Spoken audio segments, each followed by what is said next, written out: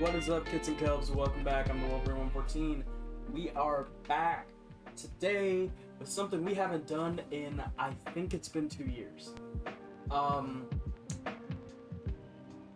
What's with my frame rate?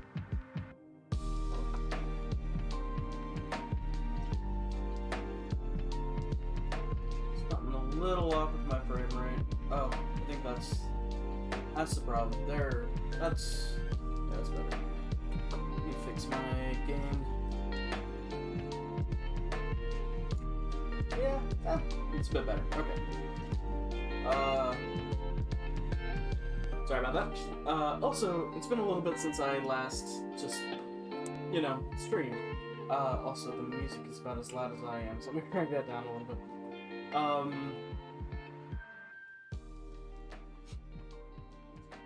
But yeah, so I'm excited because we're back to reacting to E3. I reacted to the Game Awards last year, but there wasn't really an E3 last year. It was just kind of like things came out, and so because of that, I didn't really do anything.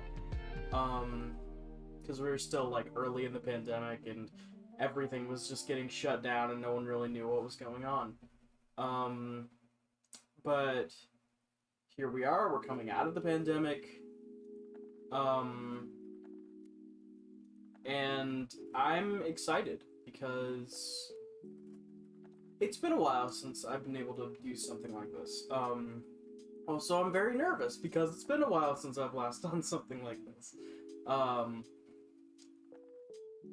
But here we are. So today, we're gonna be seeing the conferences of Ubisoft. Hey, Heretic, how you doing? And we're gonna be seeing the Ubisoft conferences, and we'll be seeing the Devolver conference. There's only one Ubisoft conference. I don't know why I made that plural. But yeah, Ubisoft, I have no idea what to expect. Assassin's Creed DLC for Valhalla. I still haven't played Valhalla, but I have it. So I was trying to play through Odyssey before I got to Valhalla. But hey, Cass, how you doing? I know how you're doing. You're in the other room.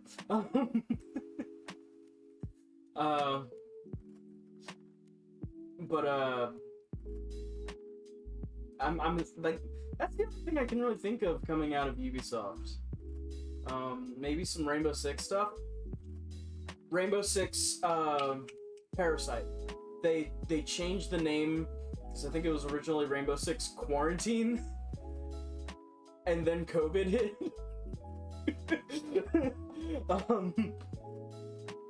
But now it's Rainbow Six Parasite, because they changed the name. I entirely forgot about that game until I saw, like, the announcement that they had changed the name, and then it's like, oh, okay. So we'll probably see a little bit of that. Other than that, I don't really have anything expected from Ubisoft. Or anything I'm really looking forward to. See, I don't even know what that is.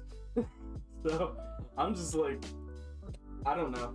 Also, I haven't really been following Ubisoft that closely after a lot of stuff that came out about them and how they treat their workers and other stuff. So this is just going to be more like maybe something interesting will come up kind of thing. But what I'm really looking forward to is Devolver, because every year it is fucking insane. They have really great games that they showcase. Ever heard of Steep? Was that the snowboarding game?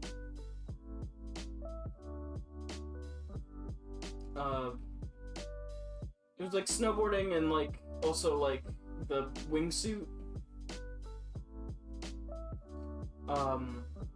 Okay. Yeah. I played the demo of it. It was like, it didn't really grab me. It wasn't my type of game. Which is weird, because, like, when I was younger, I loved those type of games. Like, I played the shit out of Shaun White snowboarding. But then... I don't know. But then, yeah. Devolver is what I'm really looking forward to. Because...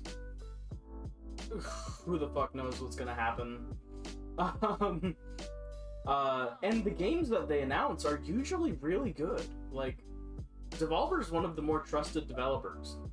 Basically, Steep a Summer Sports thrown into the mix. Oh, okay, cool. It's like an X Games kind of thing. Cool. Sounds interesting. Again, probably not my type of game, but we'll see how it looks. If it comes up.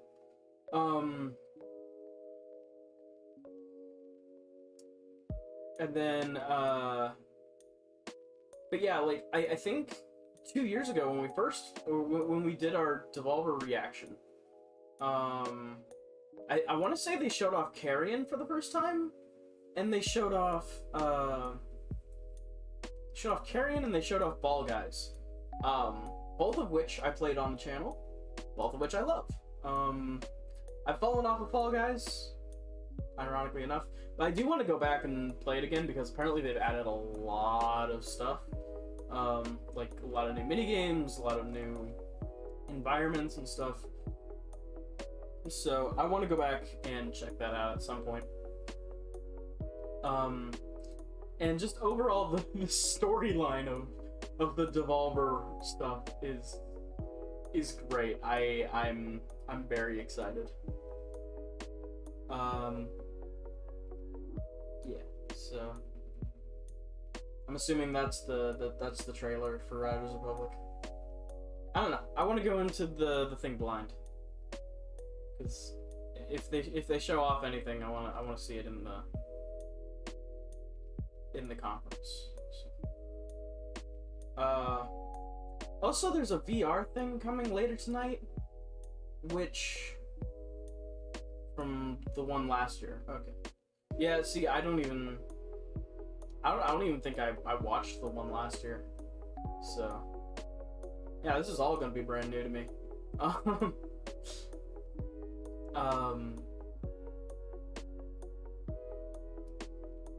And then, but yeah, there's a VR thing coming later in the day at like 6, which I'm not gonna react to. But if anything big pops up in there, I'll react to it on the pre-show.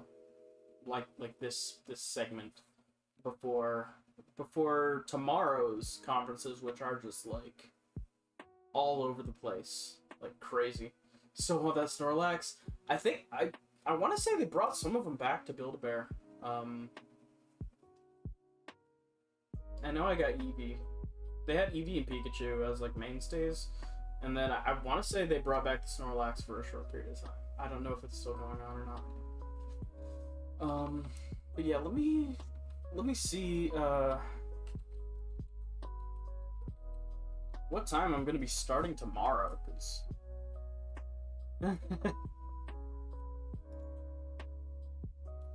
Oh, wait, let's back that up.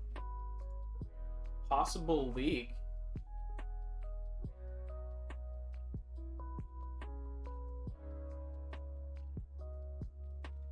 We'll see if that comes up, I guess. And that's something that's gonna actually involve me, so that'll be interesting. See if that comes up, if that's actually a leak or not.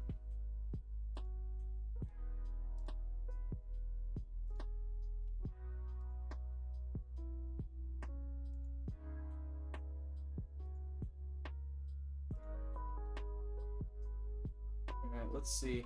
Yeah, tomorrow is when everything's kicking off. Okay, so that's Pacific time, so 3 hours after that. So at 1 p.m. it's gonna start. The show's gonna start, so I'll start at probably 12:30. With Xbox and Bethesda. So, and then Square Enix and Warner Brothers, which they're saying they're showcasing Back 4 Blood. which makes sense. But also, I doubt Warner Bros. Is just going to happen without some sort of announcement from NetherRealm. Because it's about that time that they usually announce the next game they're working on. And with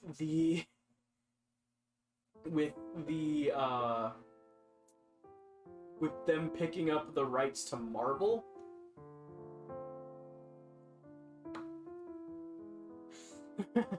we'll see how that goes. Because either they're working on a solo Marvel game in the style of Mortal Kombat, which I would be fine with.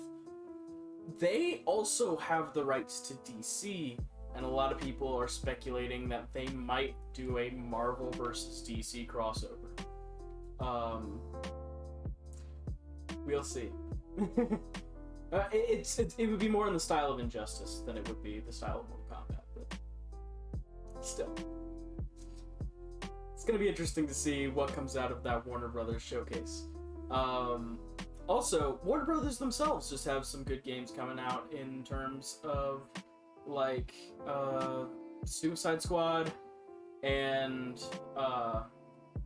Gotham Knights. So yeah, Marvel vs. DC would be one of, if they announced it, like they don't even have to have it a gameplay. If they announce that they're doing it, that's one of the highlights of E3, just period, right there. Like they don't even have to have it a gameplay, show a logo. Like, because they didn't get the rights all too long ago. So, if they have anything developed, it's not going to look great right now. But if they just announce that they're working on a Marvel vs. DC, whoo, everyone would pop off for that. Yeah, Square Enix, their thing, it's probably, they're gonna show off Intergrade a bit more, I know. But I think we might get FF7 Remake Part 2, at least a teaser, from Square Enix, so that might be interesting. Well, actually, that would be very interesting. I loved FF7 Remake. I don't know why I'm underplaying it. That would be awesome. There's PC Gaming Show, which I watched that 2 years ago, and it wasn't great, and then it's never really been that great. Future Games Show, I don't know what it is, so that might be interesting.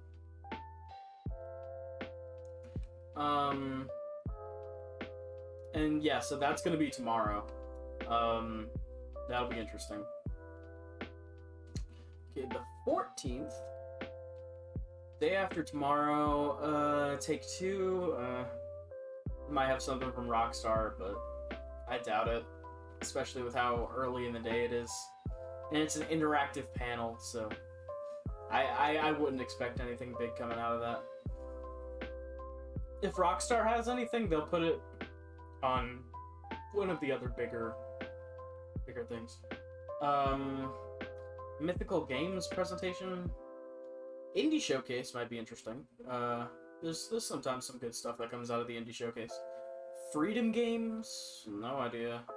Then Capcom presentation. That's gonna have some interesting stuff. I think if so there's a couple things that Capcom can do. I don't think they're gonna show off Street Fighter 6. But what I think they're gonna do is they're gonna show off that final character that they've been hiding in their most recent season for a long time. Like, it's been this question mark silhouette that no one can figure out, that they've just been hiding. They revealed all the other characters, but there's this one character that no one knows who it is, and I think they're gonna reveal it on the 14th. So I'll probably react to the Capcom presentation. That might be all I do on the 14th, because nothing else looks too crazy about that. There's a Razer keynote. I don't know. I use Razer products, but I'm not like on the cutting edge of all that. They might show off that Razer mask that they were working on. And then Tuesday, the 15th, there's some good stuff. There's the Nintendo Direct in Treehouse, which, I mean, it's Nintendo Direct, and it's E3.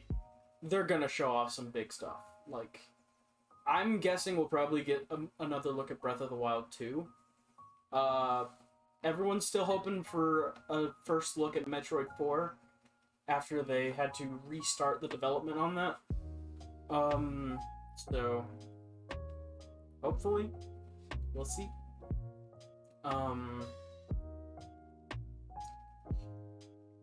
And I think we would probably get another Smash character.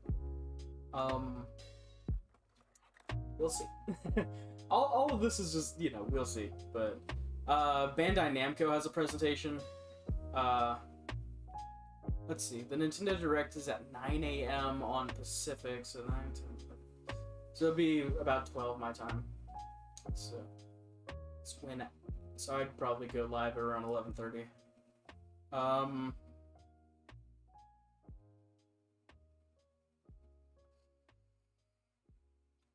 There's that. There's Bandai Namco, which probably will have another look at Elden Ring.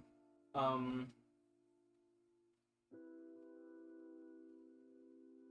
don't know what else Bandai Namco would do, but we'll see. Maybe Tekken? I don't know.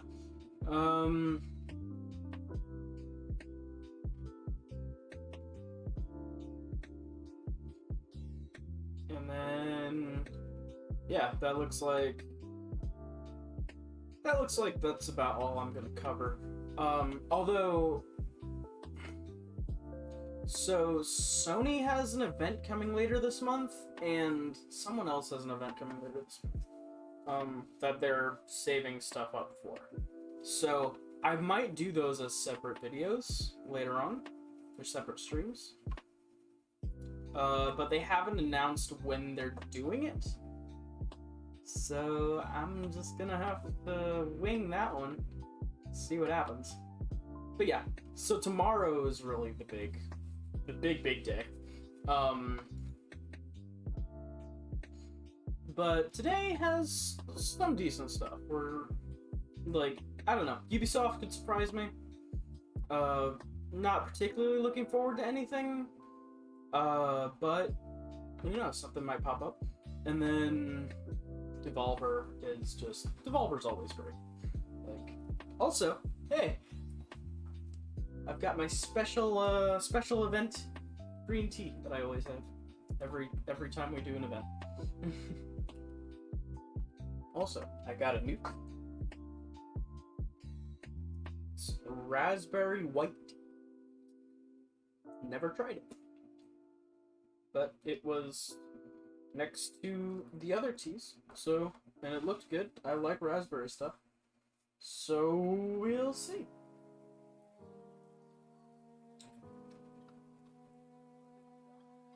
I'm excited. We got 10 minutes still left. Yeah, I might as well show you what I'm looking at. I'm looking at just the entire list of everything happening. I haven't checked out anything I haven't checked out or heard about anything that's come out earlier today.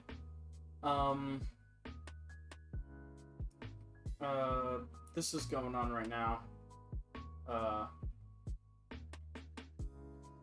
I didn't see anything out of Guerrilla Collective, because I just didn't know what it was. And I haven't heard anyone talking about anything, so then Ubisoft, there's a Gearbox presentation, but I really don't care about Gearbox. I liked Borderlands 2. I liked Borderlands pre-sequel. Played a little bit of 3, couldn't quite get into it as much. I still have it, I'll probably go back to it at some point.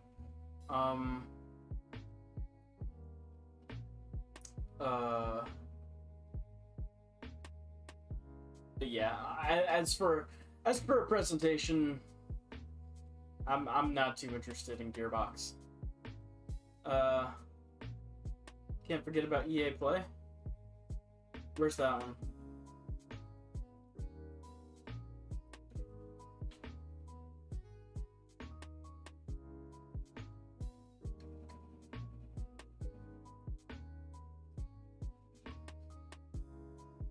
Also, the Summer Games Fest, or Summer Game Fest, uh,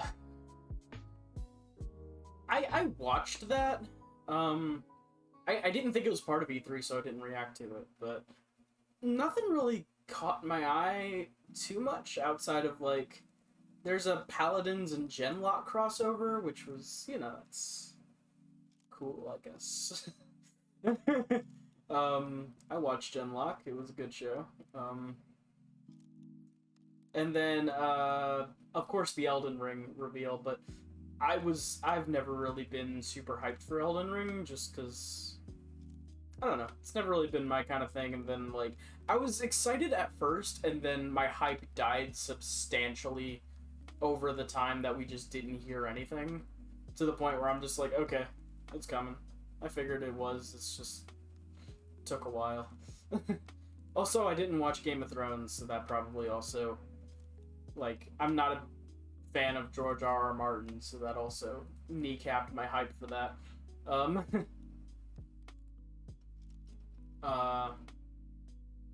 But, I mean, I'll probably give it a shot if I get the chance. We'll see. It's June 22nd? Oh, okay, so it's not even on this thing.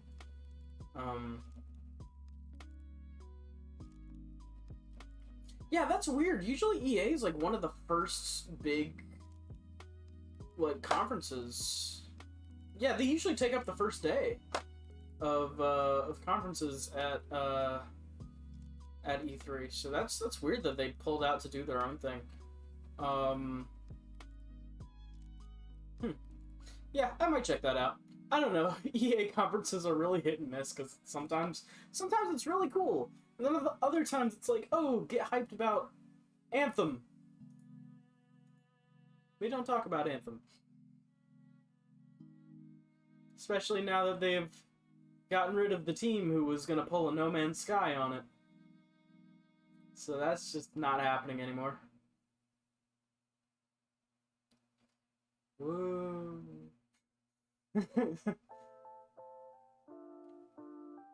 I was vaguely excited about them revamping Anthem, but I don't know. I picked it up for $5.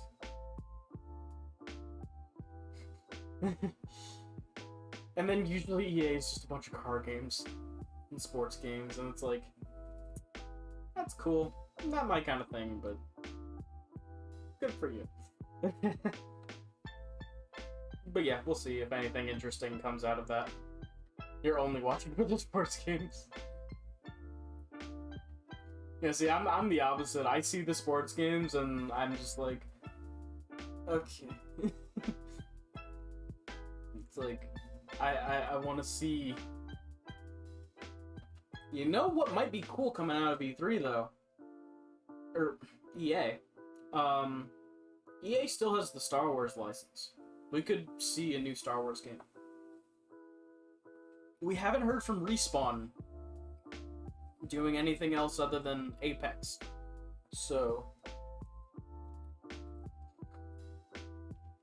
they could be working on something. Sims. Yeah, they did just announce a Sims 4 expansion, which shocked me because I thought they were long done with that game. But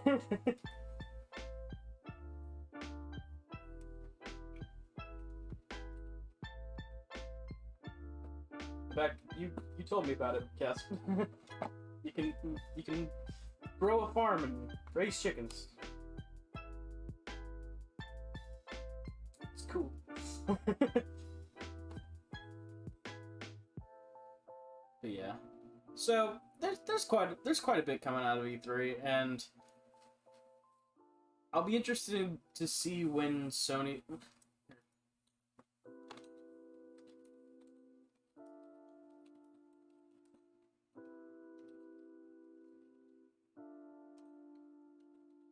They haven't announced date yet.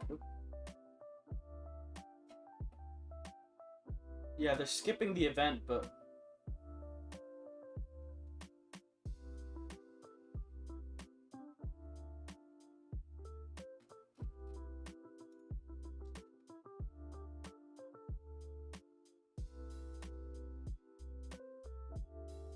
I do appeal to cottagecore lesbians.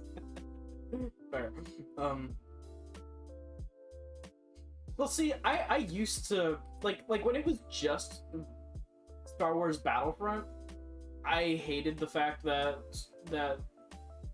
EA had the rights to Star Wars games, but then they came out with like Fallen Order and Squadrons, which were really, really good, and Squadrons was just EA only. I still have to finish Squadrons. I'm on like the last level for streaming, or last like 2 levels, but it's really fun. And Fallen Order is just amazing.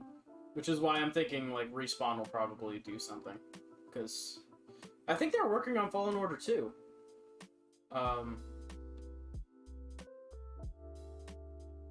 And yeah, I forgot Ubisoft was working on a Star Wars game. That doesn't give me a lot of hope. It's the only good Ubisoft franchises are Rainbow Six and Assassin's Creed. And Assassin's Creed's been hit and miss. The last 2 have been hits. But before that, it was very hit and miss. And Rainbow Six is Rainbow Six. So honestly, I have less faith in Ubisoft than I do EA. Especially with how they treat their workers and how horrific the behind-the-scenes are with Ubisoft. Dear God, it's a nightmare there.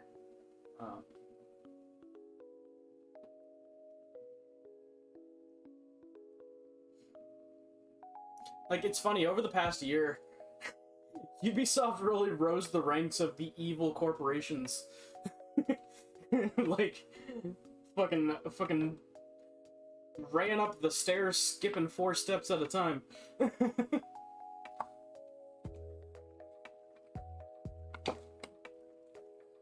Like, oof.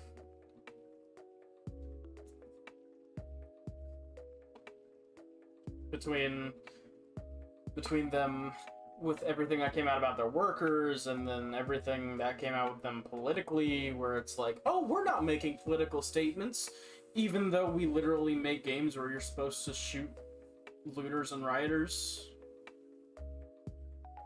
and kill them to then loot them and riot them. Oh, and then let's make a mobile game where literally the bad guys are this super secret creepy organization who are leading protests all around the world and literally using the Black Power fist. Let's make them this evil terrorist organization as the main villain of our game. Yeah.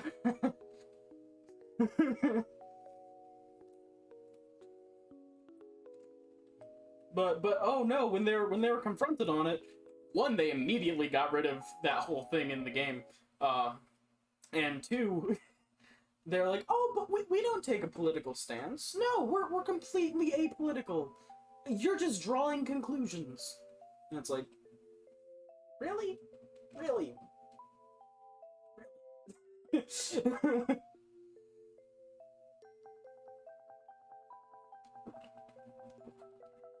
Yeah, I don't like... Oh, shit, 10 seconds left. Okay.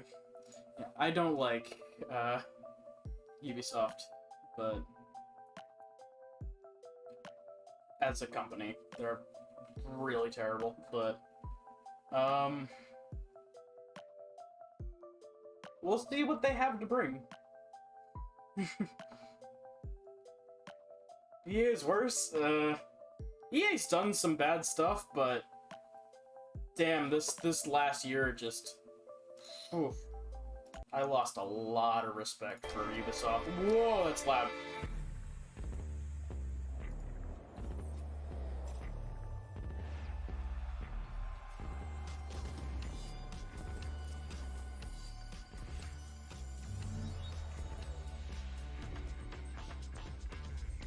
Hi everyone, and welcome to Ubisoft Forward. I'm Neela.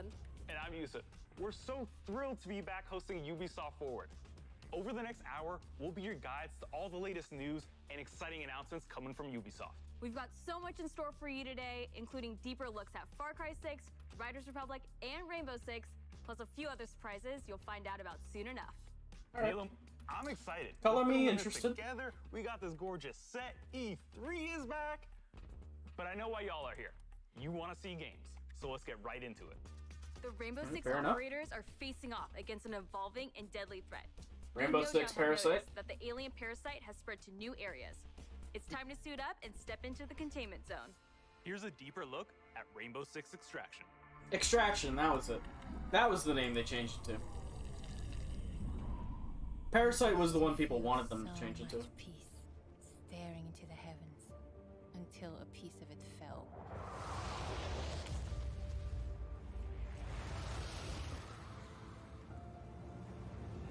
Yeah, I'm not excusing them. I'm just And saying the nightmare began. to say they're good and or they're bad and Ubisoft isn't. Is It could be contained, it's like I think evolved. they're about on par. So we did too. One of our own is MIA. I need an extraction team, now. If there's a way to stop them, you will find it. But I know you will find me first. Okay, the plan. Nomad, secure our exit. I'll take out the nests. And I'll find Ivana. I have your signal. Let's go. We are already out of the nests. Incoming! Clear the area!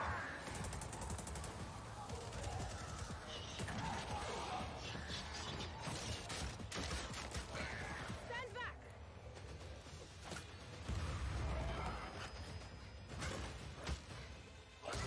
Down.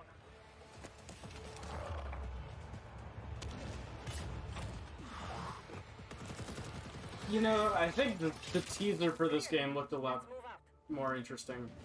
This just looks like, oh, okay, so it's just Rainbow Six, but instead of shooting human bots, it's zombies or creatures, alien creatures.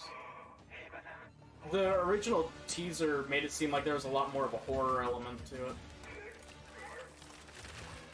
I mean, granted, it does have the Rainbow Six name, so it's like, well, what do you expect? But I don't know. The teaser felt like it had a different vibe to it. Coming through!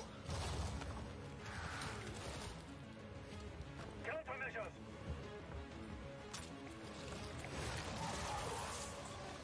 Check. Make for the exit. Like, I literally thought it was a horror game until An apex! it said Rainbow Six. I was like, oh, that's cool. This just feels like stuff we've seen before. Just with Rainbow Six gameplay. I don't have the shot! Not so fast. Target the breacher!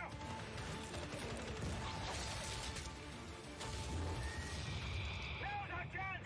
Nomad, blow the door. Cover me.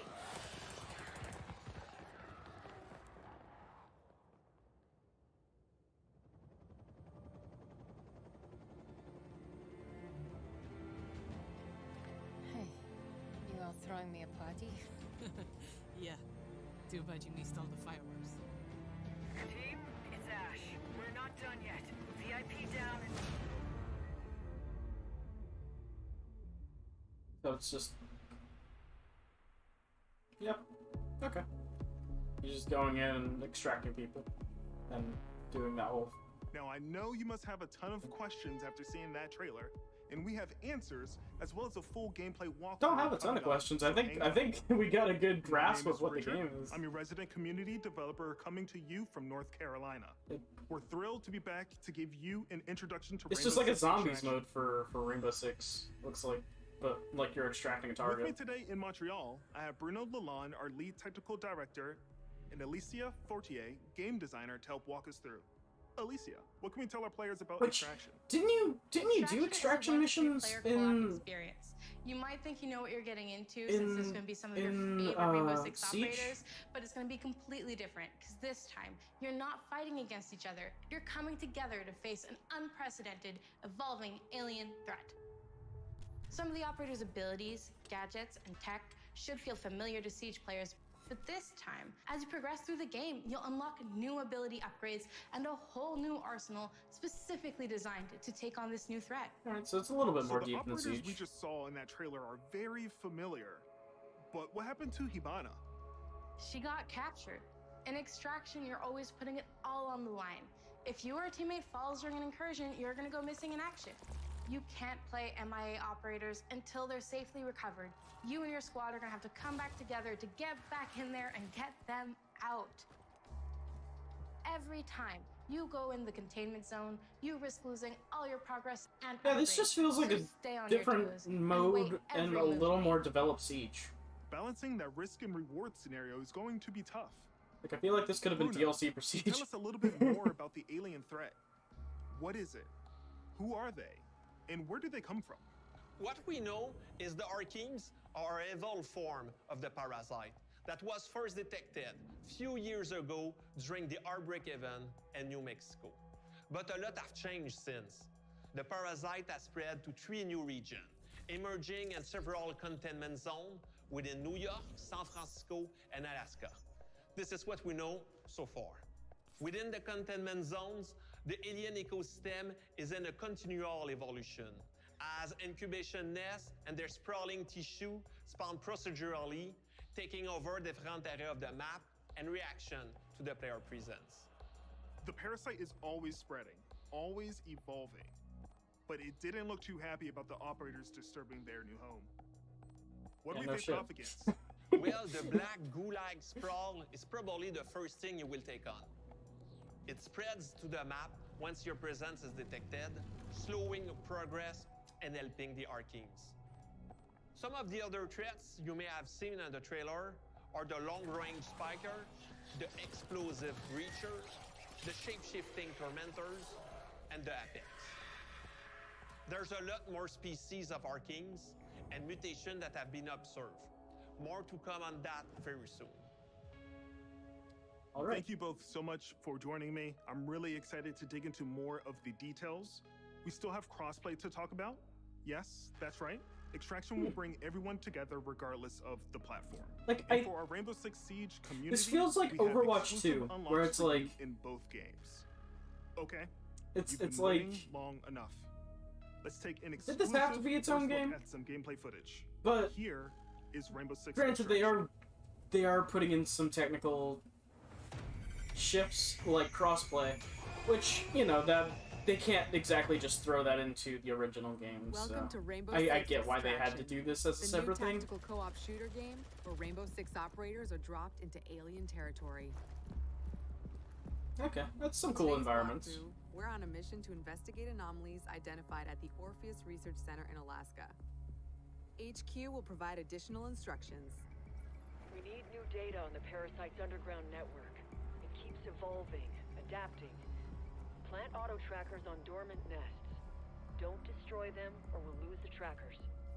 As a squad of 3, Ella, Alibi, and Sledge will use their operator abilities to complete objectives, assist each other, and obliterate Archeans in their way. Drone spinning up.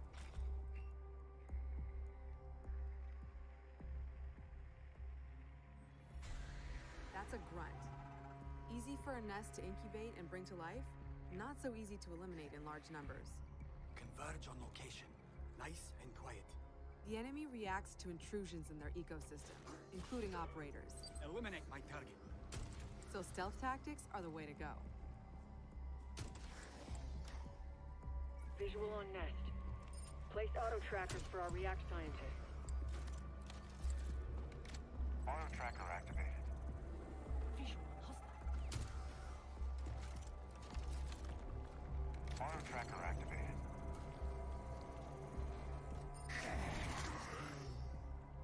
The parasite generates sprawl, a substance that connects their whole ecosystem. Alert an Archean, and a nearby nest wakes up too. Archeans move faster in Sprawl, but operators get slowed down. Take my guy out.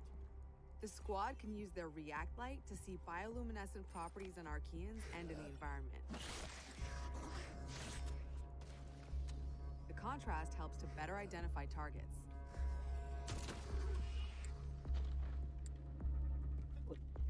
Nest mapping complete. A scientist just gave me the thumbs up.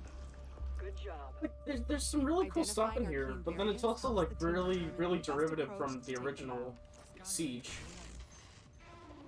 So it's like I don't really know how to feel about this. It can immobilize anyone in front of it, so Sledge will swing around back.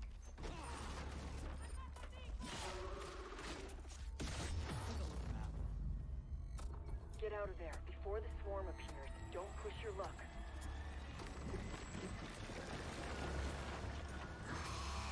Airlock, go!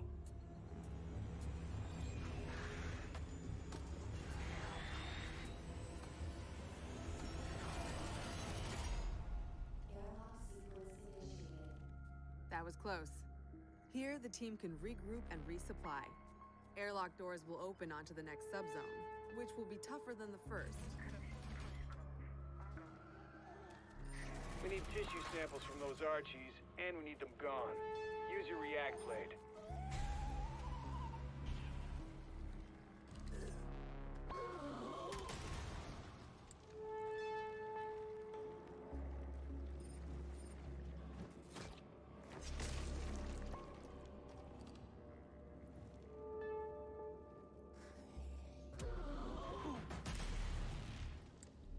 It's right there. React blade, do your thing. That target is finished. One down. We're not done yet. That's your target. Don't put it to death just yet. Get that sample. We've located a spiker. It can fire armor-piercing projectiles. Alibi deploys a Prisma hologram. Deploying the bait.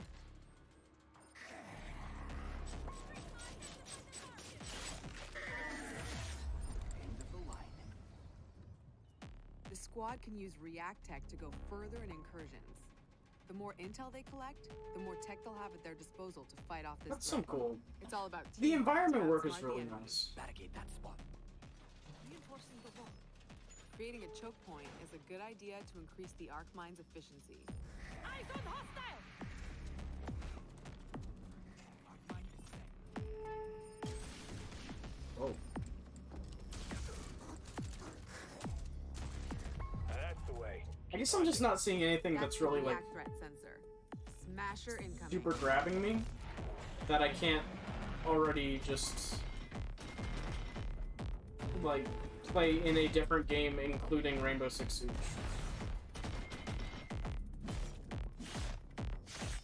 Wow, that did it. Take out the leader. No leader for the Archies to follow. Another objective completed. The squad can either exfil at the extraction point to bring home the latest intel, or move to the next airlock. The third subzone will be the most challenging yet. A true test. I feel like this is one of those games where I'm gonna have to actually try it myself to see if it's actually like fun, or if it's just Some Archeans are responding more to the leaders siege and missions, communicating. No way we'd let but them mobilize like against glorified. us. Hunt them down until the elite comes out of hiding.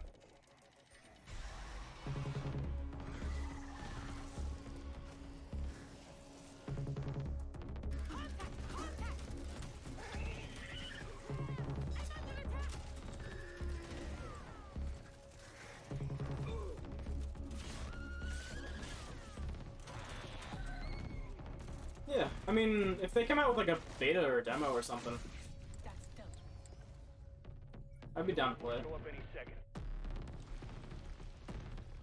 Enemy located! Eliminate my target! Just to kind of see if this would be something I'm interested in. Eyes on hostile! Because as this is, I can't really tell. It's like it's got some cool ideas, We have an operator in but stasis. An operator is now MIA. I don't know if you whether or not it would but we're actually mounting a be rescue. Hang tight. like good is still kind of up in the air.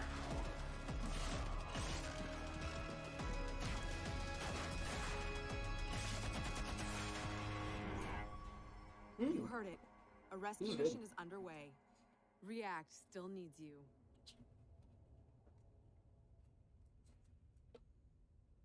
Operators, it's time to unite and stand together against this emerging threat. Squad up with friends in co-op or step into the containment alone. Stay tuned for more Rainbow Six Extraction intel coming very soon.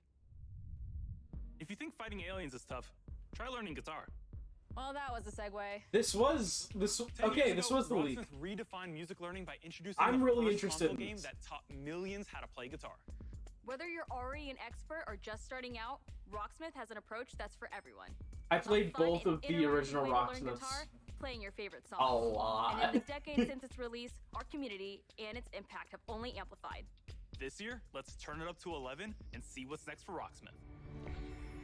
If they can find a way to play the game on modern consoles and not have extreme input lag, I'm down. Because I played the hell out of the original Rocksmith games.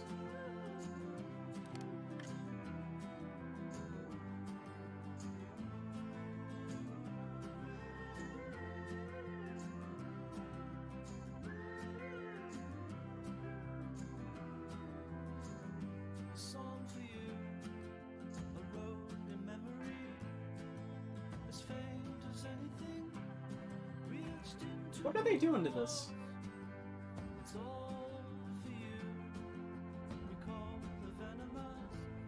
Thank God, real-time feedback. That's the main thing.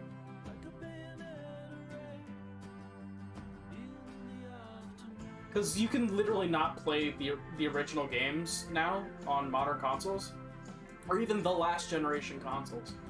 Like I could only play it accurately on my 360. Like, if I tried it on the One or the PlayStation, it just didn't, because the input delay was so bad. And there wasn't really an accurate way to fix it.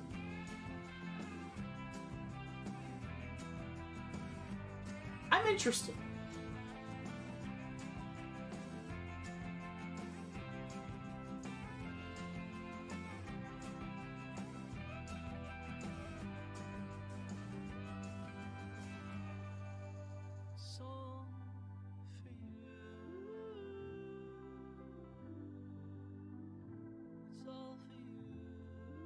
So, we're gonna listen to the song and be like, yep, it's in this tune, there's somebody here. Nice. Closed beta today. Yeah, I'll register for that. Hell yeah. I love producer at Rocksmith. Ubisoft San Francisco, and Rocksmith has truly been a dream project. Also, I just realized that was probably As a a lifelong copyrighted gamer song. and a touring musician, Whoops. Rocksmith is what I wish I had. God, that was the when thing I have to started learning watch out for. And that's why I'm thrilled to share the next evolution of music learning, Rocksmith Plus, a new interactive. Obviously, I won't be able to music stream learning this because, subscription you know, service copyrighted music, available but this year. Learn how to um, play guitar and bass by playing along to master recordings of your favorite songs. Connect your instrument to Like, your PC, console, or mobile device and get real-time I'm really interested. feedback I as want you to play. see what I can do with this. Connecting with Rocksmith Plus will be easier than ever now that you can use your phone as a microphone. Download the app, log in, sync to Rocksmith Plus, set it down, and play along. Now, acoustic players and electric players with amps can use Rocksmith Plus with no extra gear needed. It's a game changer. Huh. And we're excited to reveal So that's how they're Rocksmith doing it. Plus will have a huge amount of songs at launch. All songs in the library Okay. will have chord charts that'll be perfect for rhythm players who want to learn the foundation of a song to hum and strum along to. We'll still have the note-for-note, authentic arrangements for players that want to play songs exactly how the artists originally played them. And each week, we'll release a steady stream of new authentic arrangements to keep growing that portion of the library. We're also introducing the Rocksmith Workshop, a new tool that lets users create and add their own arrangements for songs we've licensed. Oh, Your boy. subscription will give you access to all those songs. more content That's than ever gonna before. it's gonna end up like genres Beat Saber, beyond isn't it? rock. We'll have pop, hip hop, country, Latin, R&B, all sorts of metal subgenres. Oh Live wow, music from wow, that's all over some the good world, selection in there. from big stars to indie darlings. It's the most diverse song library ever seen in music learning software.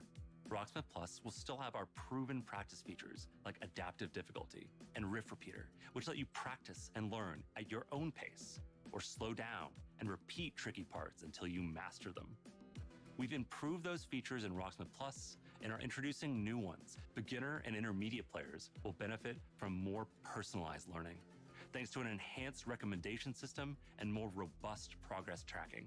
Players won't just see their growth on a Will it be on single console? They can now monitor their progress technique I don't know, across the because board. you gotta hook it up to Overall, your offer a better sense phone. of how you're improving over time. Although it Advanced did players will show be it happy on to like a know big we're screen, introducing so a maybe. new Rocksmith tablet review.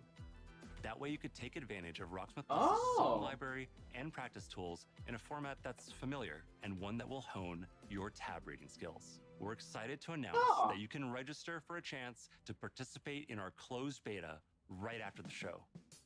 Visit our website at rocksmith.com to get an early look at Rocksmith Plus. Don't know if Now you guys let's could hear test that, but that and was some create the future of some music learning. thunder, so if Thank you something so happens. much to the amazing fans who have enjoyed and supported Rocksmith over the If the past stream cuts 10 out, you know years. what happened.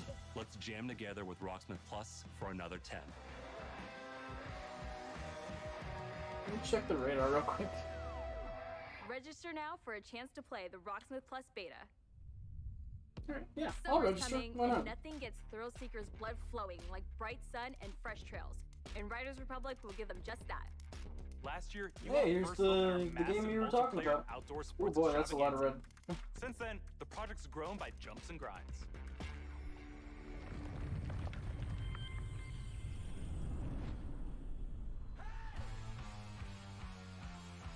Alright, looks like it's kind of going around me, so I should be okay. But who knows what'll happen.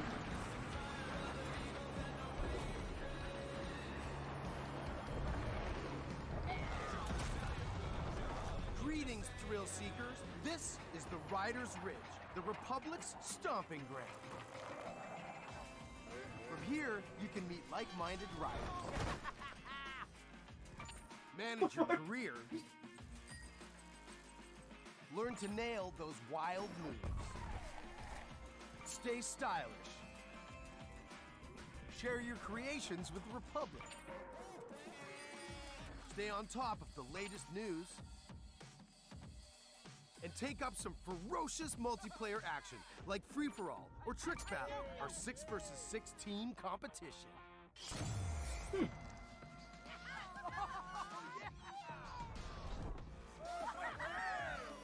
So, here's how it works. Performing big tricks on the modules will turn them from red to blue, and every trick that you stomp will contribute to your team's overall score. Still with me? Okay. When your team has turned all the modules blue, you capture that district. This could be which fun. will help multiply your score into the big time. Progress, progress, progress. To unlock more content, you gotta earn those stars. So, if you want to be the boss of your own career, First oh, that sounds like a song. competitions are waiting for you. But yeah, like that's I'm just gonna turn that down a little bit.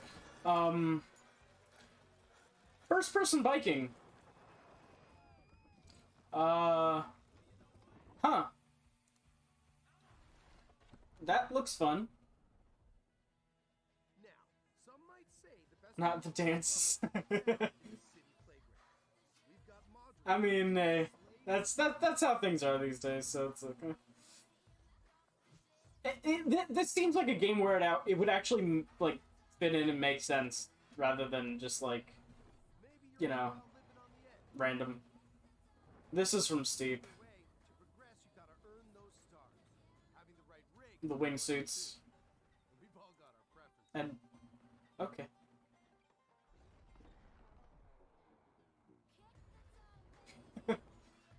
Oh, jeez, that's some copyrighted music there. I'm just gonna.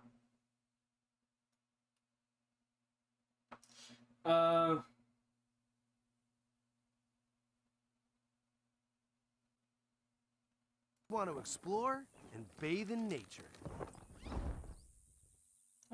That looks fun.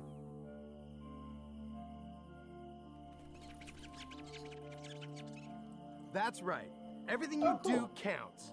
Getting those stars learn about is more rad to be had, and the Republic will abide. There's always This something doesn't look awesome bad. to do as you reach new milestones. Well, that's and unlock another more. sign. Yeah, boy.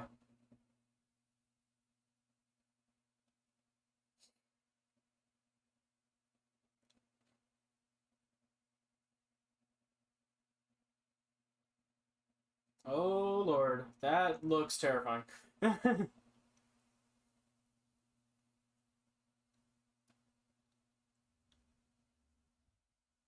But now the real question is, what are the wipeout physics gonna be like?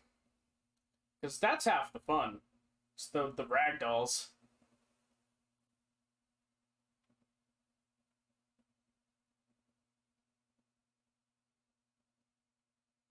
Dear God.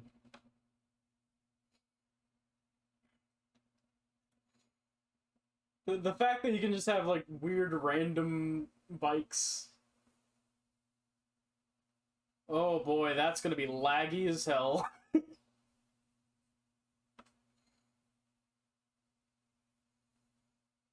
Everyone with their varying connections all trying to play at the same time. Ooh boy, that's gonna be rough.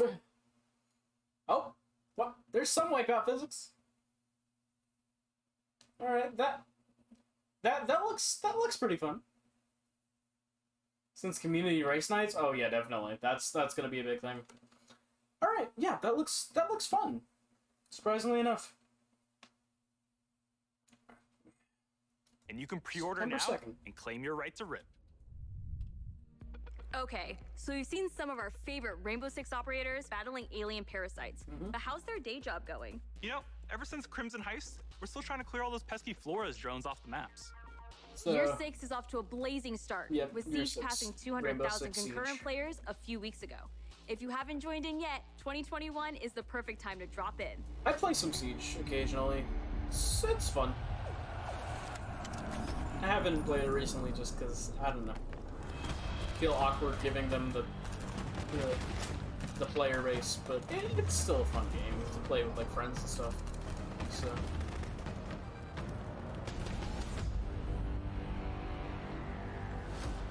6 years into our journey with Siege, we are humbled and grateful for the enthusiastic community that has supported this growth.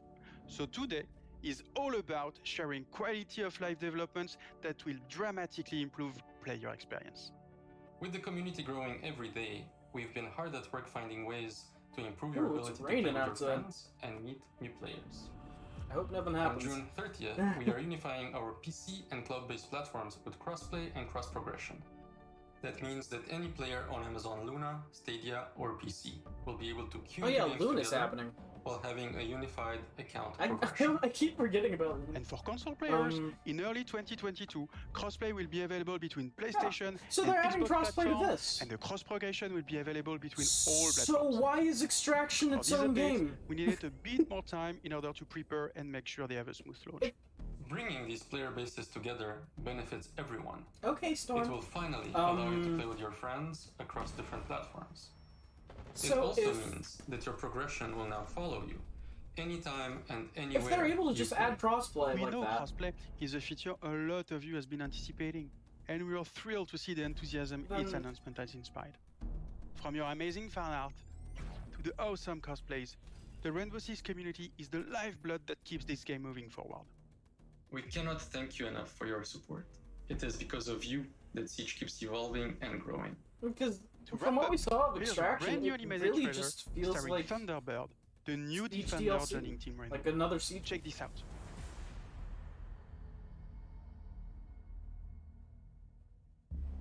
And my original excuse for them making it its own thing was because of the technical stuff. But if they're just able to add that, then like, I guess just make more money because they can sell Extraction as a $60 game on its own, or some places are trying to do $70 now. What does it mean? This jacket was my father's. Dagu Wankan, Wichahpi. The creator's star has many meanings. Love, wisdom, bravery. Suits you. Listen, I need to get this bird in the air. You try to get some rest.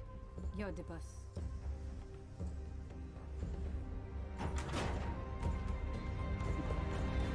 Interesting animated intros to characters. This is new. I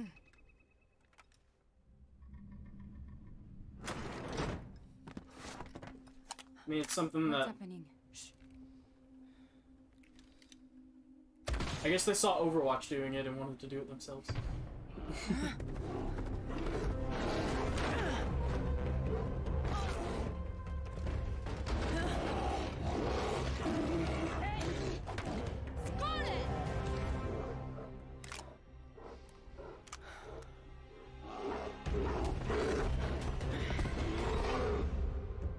Wait, that's it? What happened next? Why don't you ask her yourself?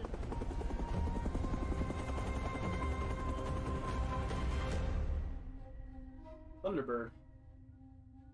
Alright. New Fair. projects aren't Yes. the only things to be excited about this year. Take a look at the incredible updates coming to our live Okay, games so in I'm a little torn 2021. on that character. Because it's very, oh yeah, they're doing TMNT.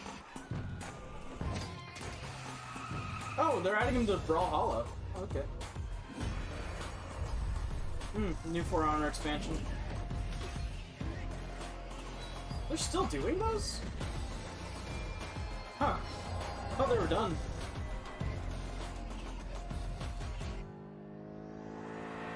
Trackmania stuff. Summer thing for Trackmania. Cool. I've never played Trackmania. I have it though, because it was like free on one point. Free at one point.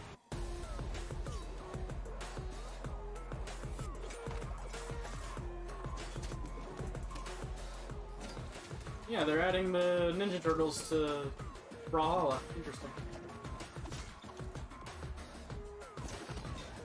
But yeah, I'm torn about the Siege character because, like, feels very stereotypical.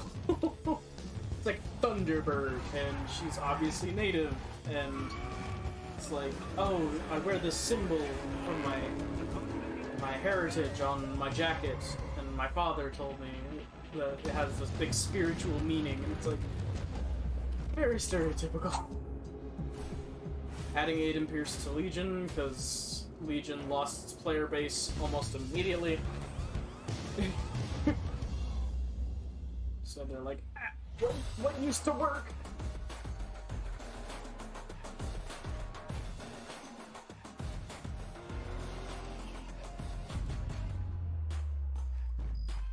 From the release of the Ghost experience to the latest teammate update, Ghost Recon Breakpoint keeps evolving thanks to your feedback.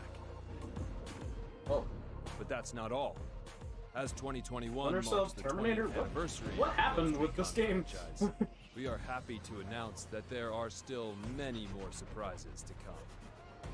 Stay tuned, Ghosts. Alright.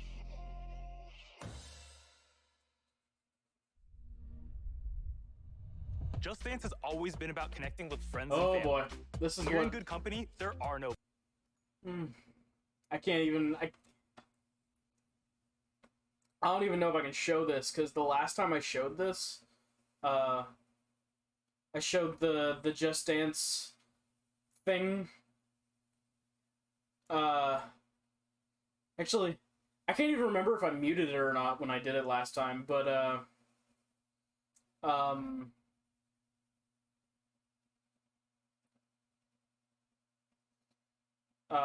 but I got, like, super claimed from just the Just Dance thing.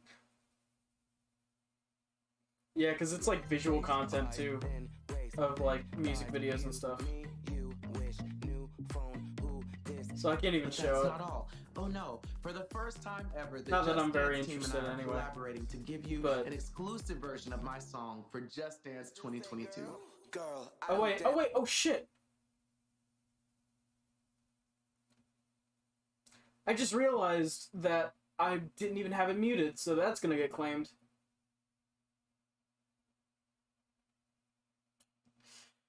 I thought I had it muted. I didn't have it muted.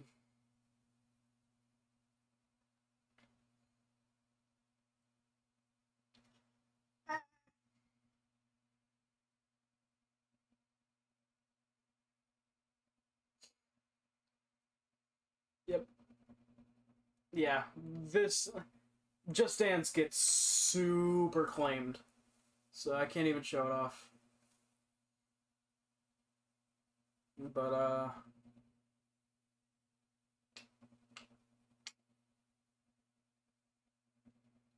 hopefully I cut it off before it was a problem and talked over enough of it, but we'll see, I guess. It switched when you change scenes. Right.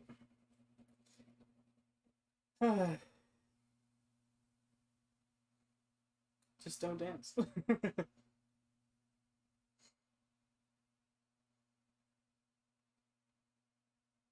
Let's see. What?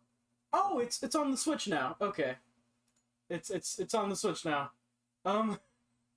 Because okay, it's all the modern consoles this time. Because the last one they came out with was also on the Wii. Not even the Wii U, just the Wii. Okay. But your journey with Eivor is far from over. So that was like that became a whole meme of just like, oh god.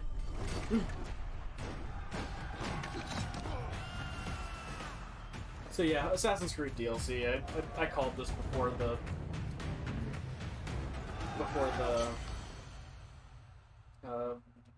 conference. In November 2020, we released Assassin's Creed Valhalla. To our delight, it was the biggest launch for any Assassin's Creed game to date, and we have you to thank for that. Becoming Eivor, a Viking leader going on a quest because it was to going fight back for to a some new of the home, basics of is an the adventure that Assassin's Creed resonated games closely with many of like, you.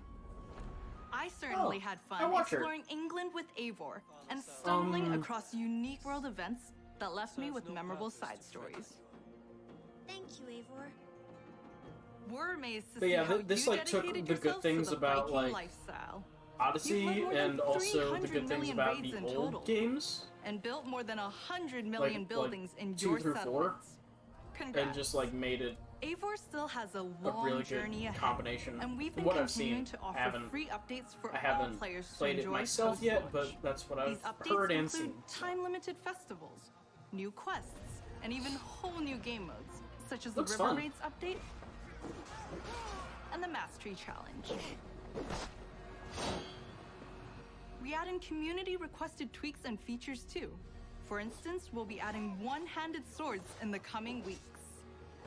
The team is also working hard at tackling issues and improving the game experience for Did they not have everyone. one-handed swords before? We've been tracking various known issues on our forums and also shared our complex bug-fixing process in a recent dev blog. We love seeing your continual feedback, and we thank you for your patience and support for the game. On top of regular free updates, we're also building on Eivor's story and the world of Assassin's Creed Valhalla through game expansions. Wrath of the Druids released a few weeks ago, allowing didn't know players it already to had one. explore Ireland and battle a mysterious cult, the Children of Danu.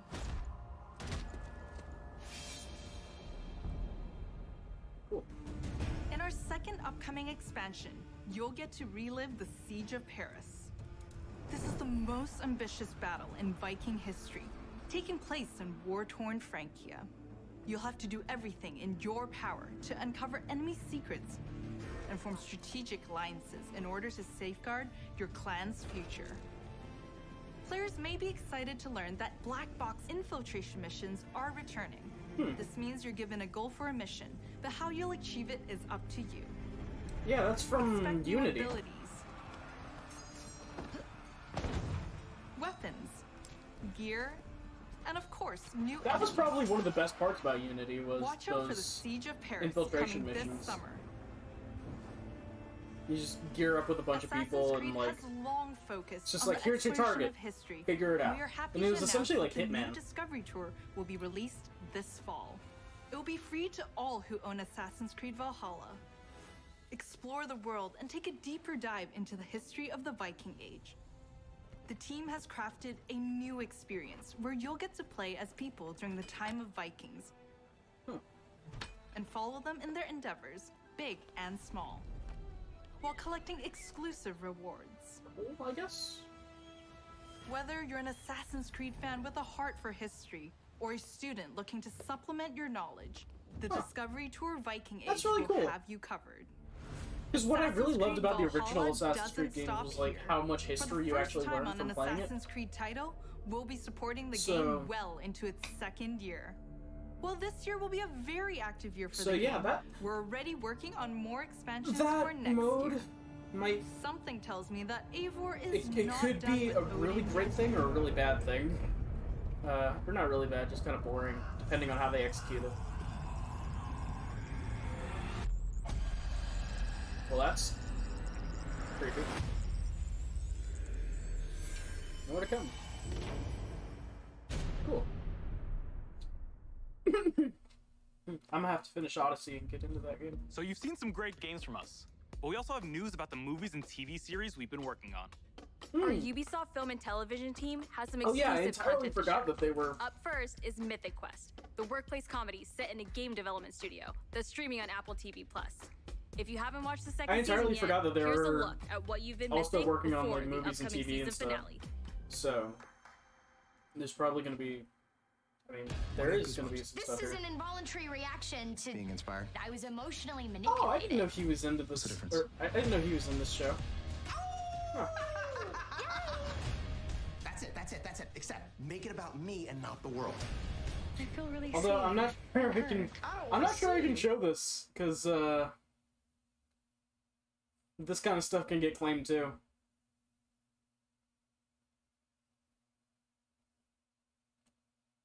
Because I know reaction channels get claimed.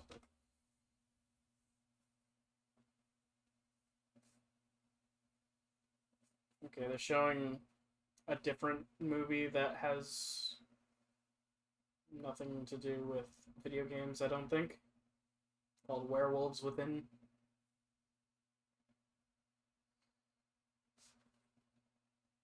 Oh, it is based off a Ubisoft game. I've never heard of it.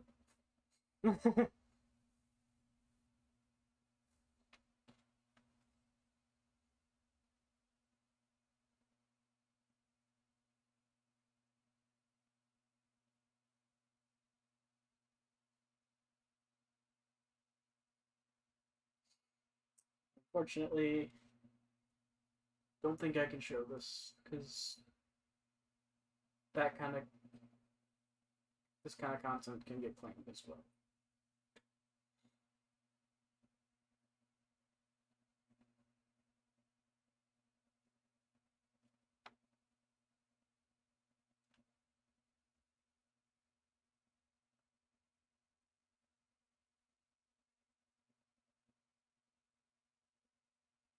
This looks so bad.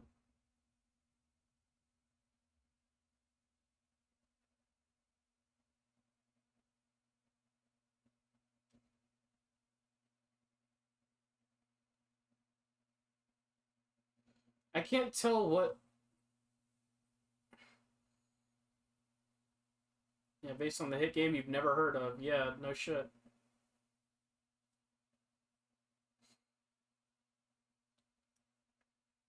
Is this trying to be a comedy? Or is it...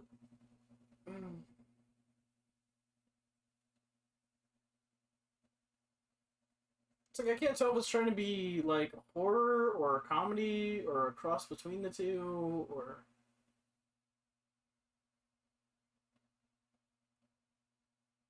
That looks bad. It's gonna be worse during the Game Awards? My last Game Awards was fine. Granted, I was very careful with everything.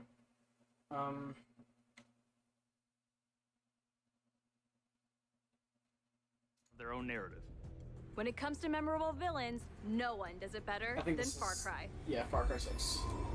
I'm interested in this just due to the fact that Giancarlo Esposito is in it, which he's one of my favorite actors. Get on that boat. Abuela, what the hell I'm gonna do with baseball cards? Do you have any idea what this I didn't even know who he was because I'd never seen Breaking Bad before, like, Always making before last year. Danny, you're late. Where's Alejo?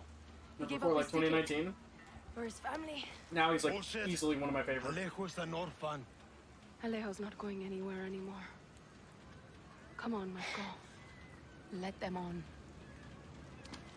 Vamos. Good man. Get out of boxing now. Let us on.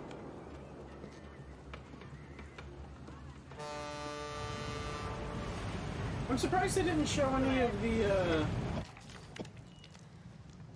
Is Uncharted Ubisoft? Don't worry about it, chamaco. Here. That's all I've got. This isn't right, Danny.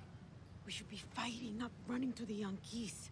Alejo gave you a fucking gift, Lira. We survive. Same as the orphanage, same as the academy.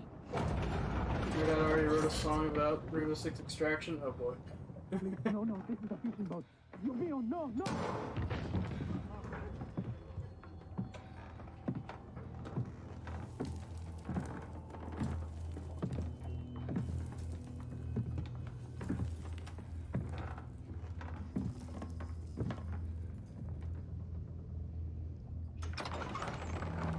Oh, there he is. He's got that striking silhouette.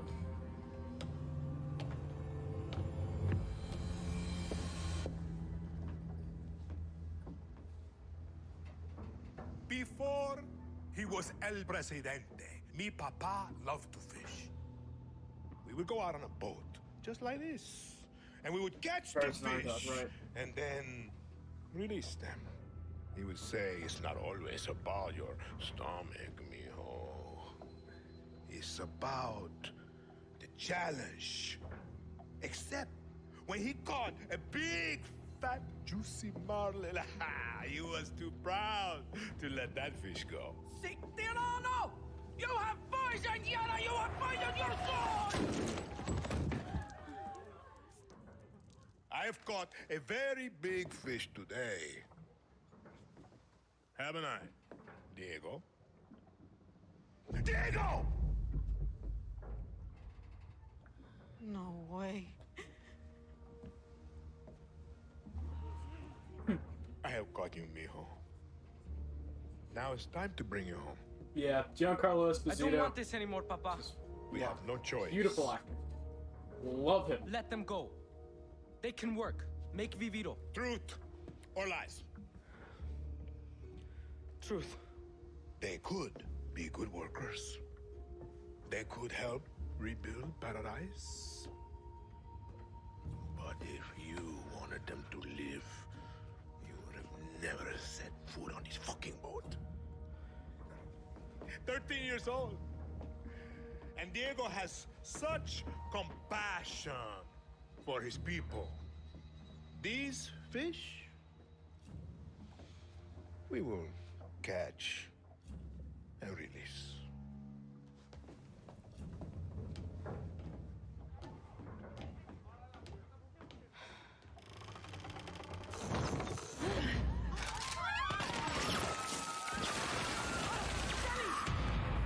Oh boy.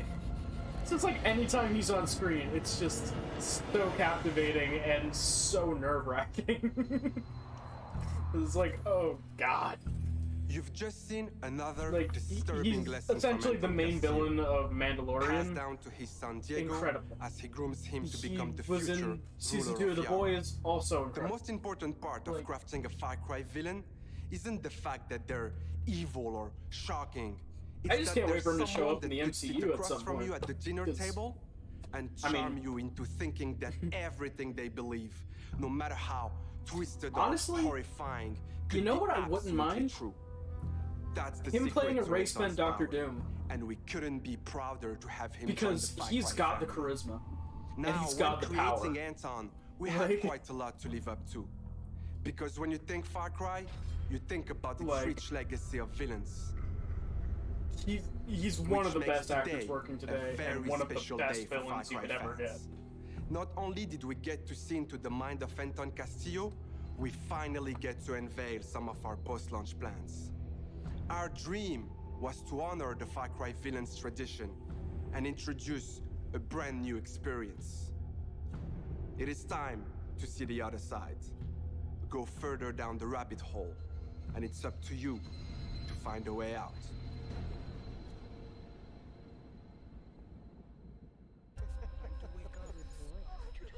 What is going on? What the hell? Who's watching? My, what a The hell is this?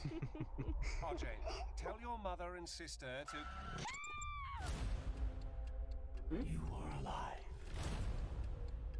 That is all that matters.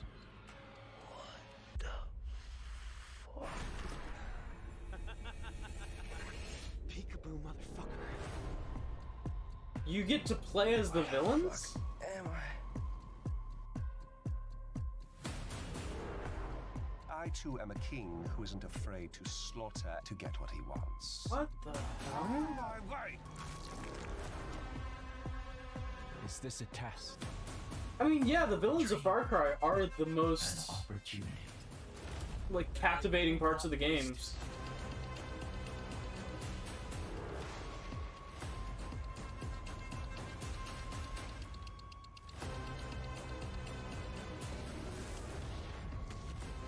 Is this a horror game? Did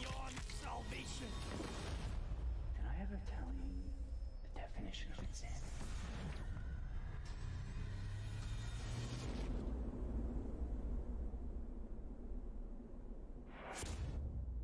Okay. Blood Dragon?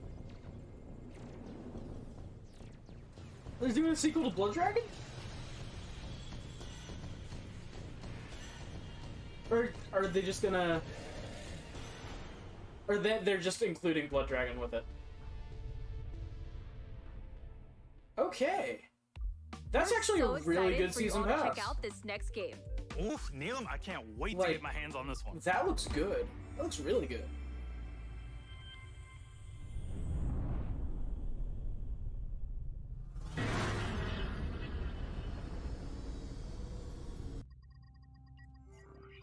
Oh! Kingdom Battle 2?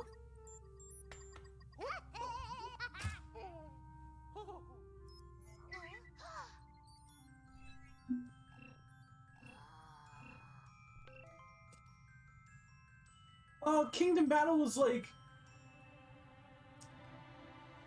I still haven't beaten it yet, but oh dear God, that's terrifying. And kind of cute. But Kingdom Battle was like,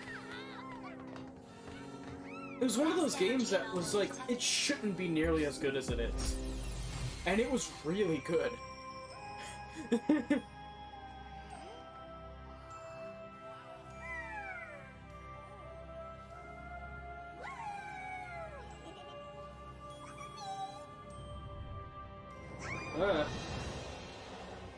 Master Hand? No. What the hell?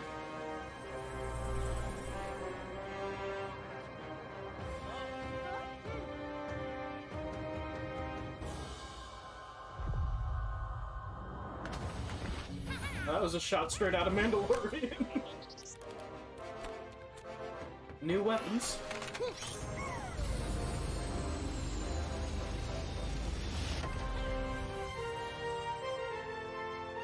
New weapons, new allies. Oh! Rosalina! Rosalina Rabbit. Rabbit Rosalina. Mood.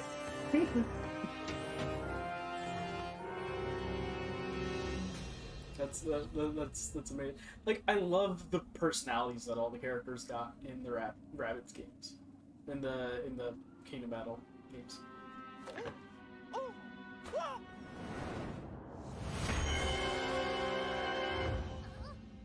What the hell?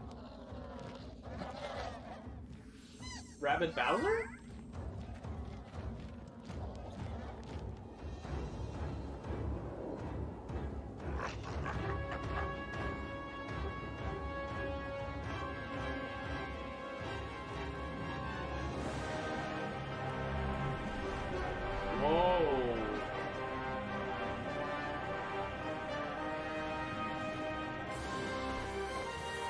just got a fucking bow. Last time he had an assault rifle, now he's got a bow. Alright, Rabbit Sparks of Hope. Alright. I'm in.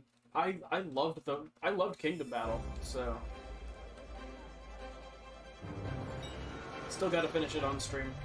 But I do love it. The whole team is super proud of this new game. And if anyone I can't hasn't wait seen for my you streams of it to or even the experience game it. itself, it's essentially XCOM. It's fair to say that we did but something with quite surprising Mario and with the Rabbids concept characters. of Mario plus Rabbids Kingdom Battle. And for this project, we didn't want to stop there. Yeah, it's such a weird design that Hi, like, everyone. should not Mario and have Rabbids worked are back. ever. And I'm so excited to be back as It's well such a today weird combination, to unveil our but it new works project. really, Mario plus really well. Rabbids It was a Sparks of really Hope. great game. We are diving back into this unique crossover with even bigger ambition, expanding our universe on a major scale. This time it's not just the Mushroom Kingdom, there is an entire galaxy to save. To do so, you will lead a brave yet reckless team of unique heroes. Also, Peach! Including some fresh faces like Rabbids Rosalina and other surprises. Yeah, no, Peach was in the On their in the first quest game, too. to repel evil across the galaxy, their spaceship will So I bring remember them Rabbid Peach. from planet to planet. They will be facing there was a regular Peach, powerful too. villain, Cursor, an enemy Cursor. unlike anything our heroes encountered before. Yeah, it looks But they terrifying. won't be alone. By their side, they will have their new allies, the Sparks. These surprising creatures, born from the merge of rabbits and Lumas, will lend their wild powers to our heroes. Their natures and origin are at the core of our story. But let's keep some surprises for later.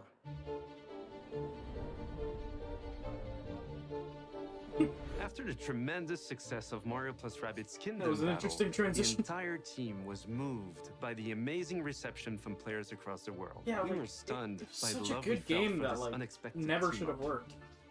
We know we've been off the radar for a while now, as we wanted to take the time needed to bring this crossover to the next level.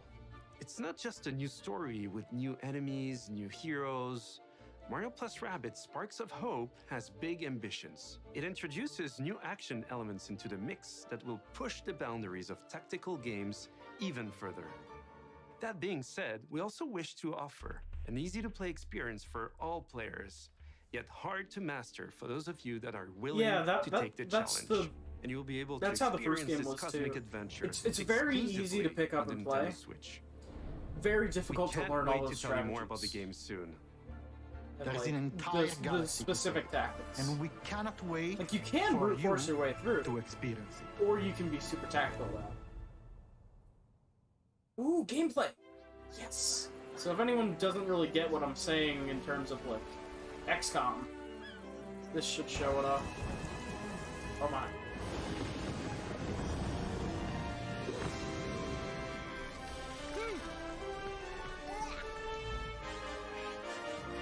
So it's got the open world again. That's good.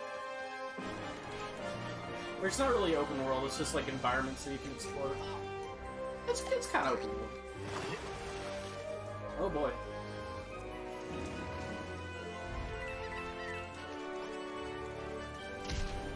And then the battles.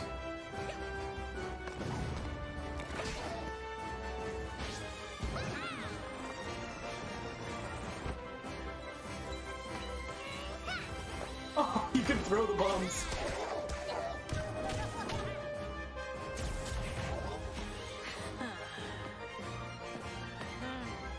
Oh my.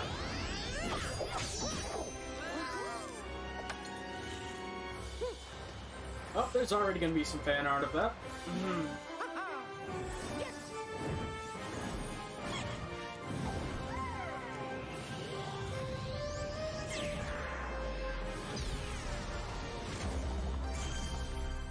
That looks fun.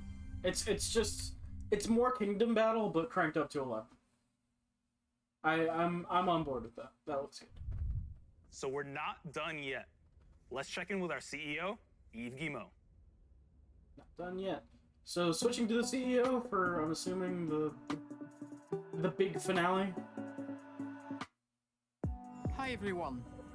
As you have seen, we have a fantastic and diverse lineup of games coming soon. And this is just the beginning. Thanks to all the teams at Ubisoft for what they achieved, and for always striving to deliver the best possible game experiences. I'm humbled by their resilience, energy, and collaboration, especially during what has been a challenging year. Yeah. I'm also That you proud didn't exactly of help. our industry's ability to bring together millions of players from around the world to share memorable experiences and moments of joy. This is one of the real powers of video games, and it is what motivates everyone at Ubisoft to do our best. Finally, my sincere thanks to you, the players. We appreciate the trust you place in us. Your involvement in our games communities keeps them growing and vibrant. We want to create original, enriching, long-lasting game worlds. And your contributions, feedback, and support make it possible. We also are proud that some of the biggest names in entertainment trust our creative teams to develop games within their universes. For example, you just saw Mario plus Rabbids Sparks of Hope, developed in collaboration with Nintendo, where everyone's favorite Mario and Rabbids characters return for an all-new adventure. And speaking of great partnerships, there is one more exciting thing we would like to show you today. Is the big finale the Star Wars one? It is a glimpse of the amazing journey that awaits you in one of the most beautiful but dangerous places of all, brought to life by the latest version of our Snowdrop engine. I'm excited to share this first look with you now. Enjoy.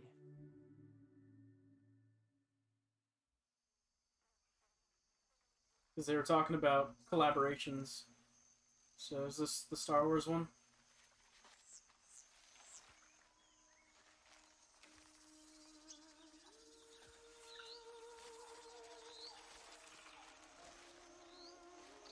It's very alien. Avatar.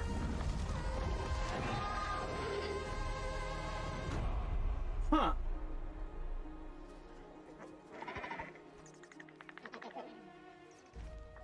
I guess they want to drum up some hype for the upcoming movies.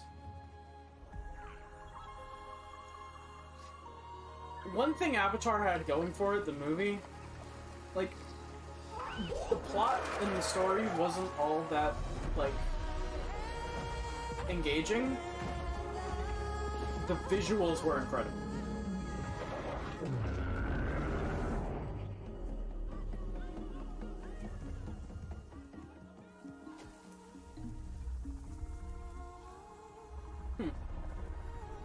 Considering the last Avatar game was a movie tie-in that wasn't really, like, all too great.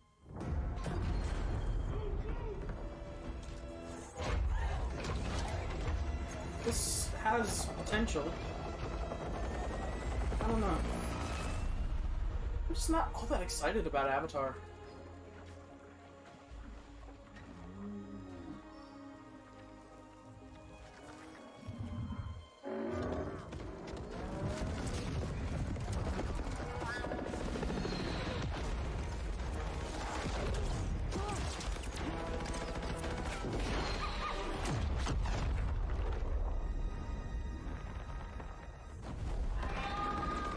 Gotta have the scene from the movie. Jump off the cliff and onto the flying bird thing. So, does that mean you'll be able to do all this in the game, or is this just cinematic magic?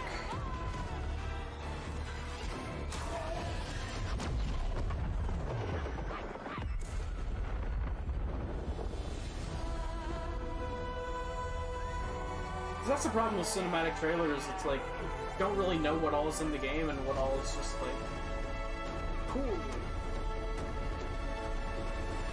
Frontiers of Pandora. Interesting. I forgot that was a Fox movie, which means now it's under Disney. You understand now. You and I are gonna tear shit up! So yeah, I don't know if this song's copyrighted, so I'll just... But yeah, so I think we're nearing the end of this,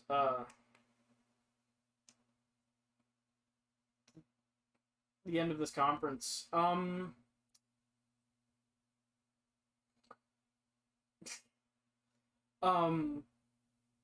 Yeah, the main things I'm so far looking forward to: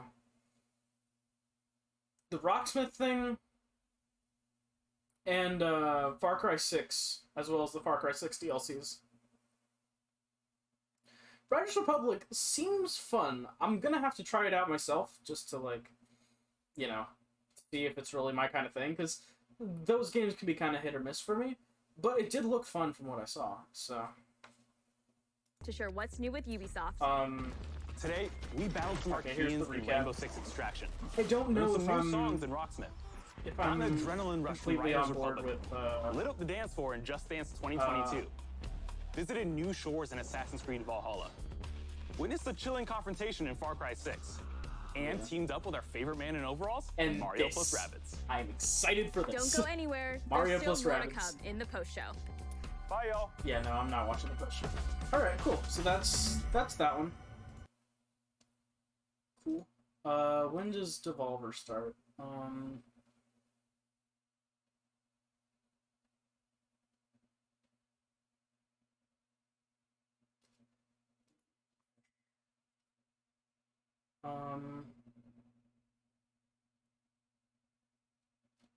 Where's the...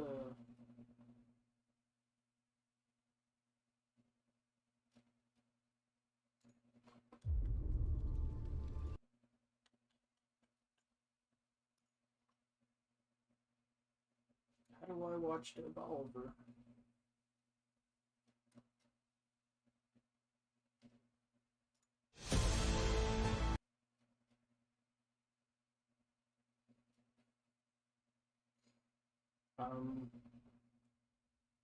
Yeah, it's not on their thing.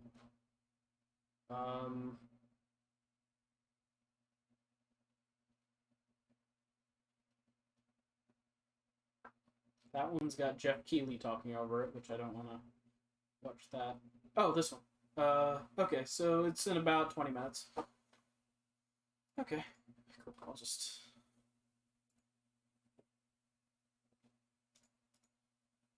Cool. Alright, so,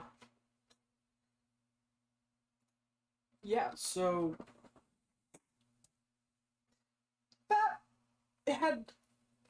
It was up and down for me. I had some highlights with Mario and Rabbids, which... Amazing. Yeah, more of that, please. That's... that's awesome.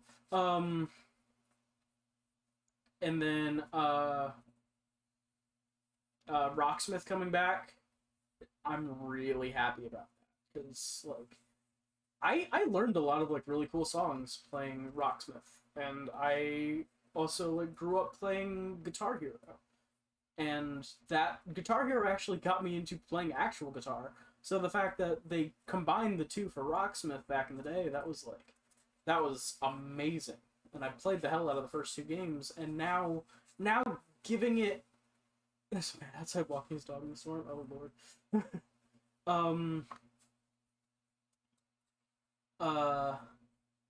What's I gonna say? I forgot what I was gonna say. Oh, also I'll just put on some background music.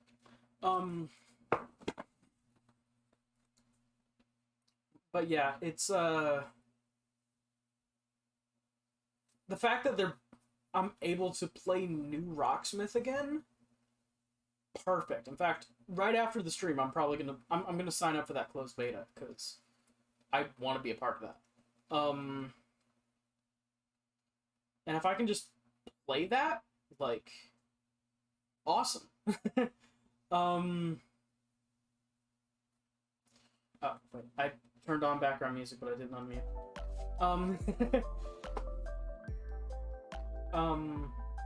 So there was that. Far Cry 6 looks great. Again, Giancarlo Esposito, one of my favorite actors ever. And, like, every scene he's in, he's so gripping and just so, like you're on the edge of your seat, but you can't look away. He always plays incredible villains that you're just like, you don't know what's gonna happen next.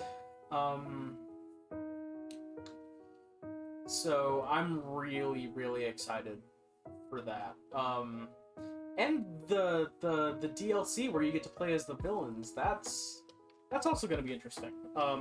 It looks really cool, almost horror-esque, but you're playing as the villains, which are, again, easily the best part of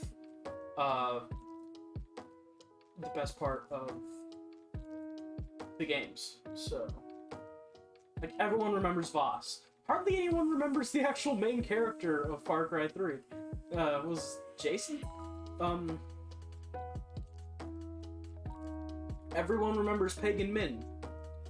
No one remembers the guy you played as in Far Cry 4.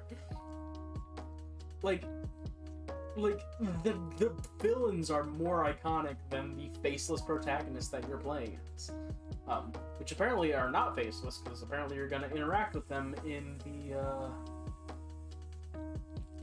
the DLC. So that's already very interesting. So yeah, I'm really excited for that. Only problem is that if they stick September 2nd, AEW All Out is that weekend, and all the sports games outside of Madden come out in September. Yeah.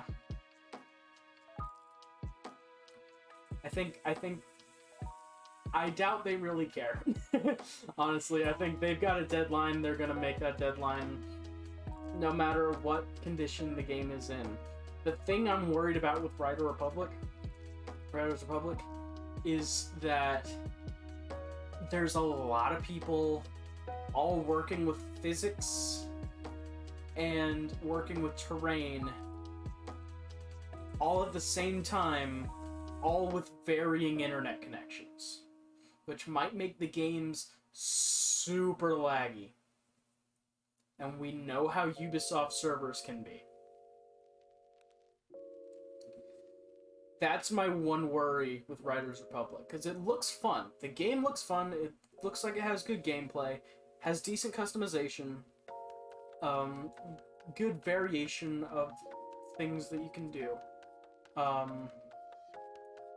I worry about how many people are on the screen at the same time, and how their servers and connection are going to hold that. Because if it's anything like Watch Dogs Legion, that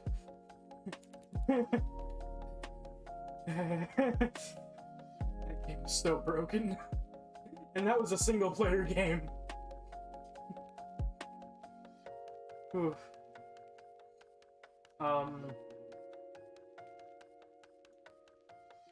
Yeah. So we'll see. We'll see how that goes. Hoping for the best. Could go either way. May also just do it like the Crew and the Division with lobbies. Possibly. Division gets pretty laggy too, though.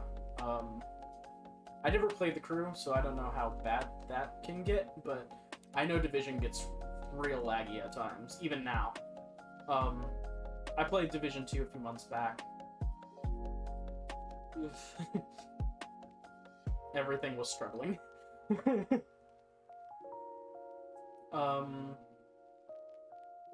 So we'll see. That's the worry I have for that. The Avatar game, I don't know how to feel about because we haven't actually seen any gameplay yet. We saw a really cool cinematic. Gameplay could be very different from what we just saw. Also, I'm just not a big fan of Avatar, so that could go any direction for me. But if it's really good, and it has really good visuals and really good gameplay, then I'll check it out. I'm really excited for, what was the name? The Mario and Rabbids game, Spark of something. Sparks of something. I forget the name. That's like that and Rocksmith are my two biggest standouts, because I'm really excited, because I loved the games before. And they're made by different developers than core Ubisoft. It's like Ubisoft is at their strongest when they're collaborating. So, and I'm wondering if that's just due to Ubisoft management, because again, with everything we heard about Ubisoft, how core Ubisoft treats their workers and hardly pays them and crunches the fuck out of them, to the point where I'm pretty sure some of them died, and that's just kind of gone under the radar.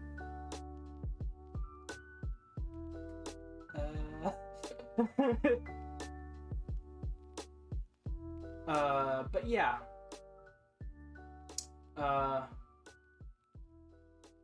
I think when they get other developers, they're kind of on their best behavior when they're collaborating, because they're like, oh, well, we gotta look good in front of our collaborators, so.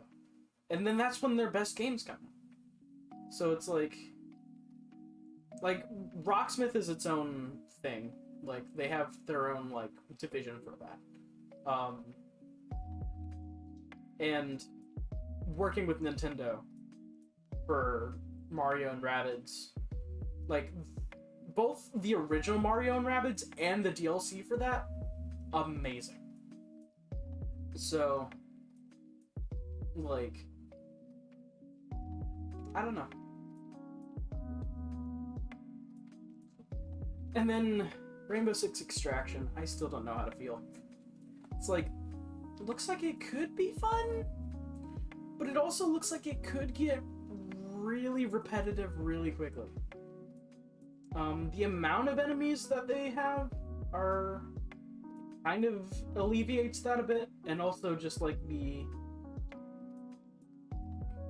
So I'm a little less worried about the repetitive nature due to the fact that we have Rainbow Six Siege, which is just pure repetition, but they make it fun and competitive. So I don't know, but it's one thing to fight like human opponents, because then it always changes and it always varies depending on who you're playing against. AI opponents, it could get really repetitive really quickly. The environments looked cool. The characters are the same characters that you know from Siege.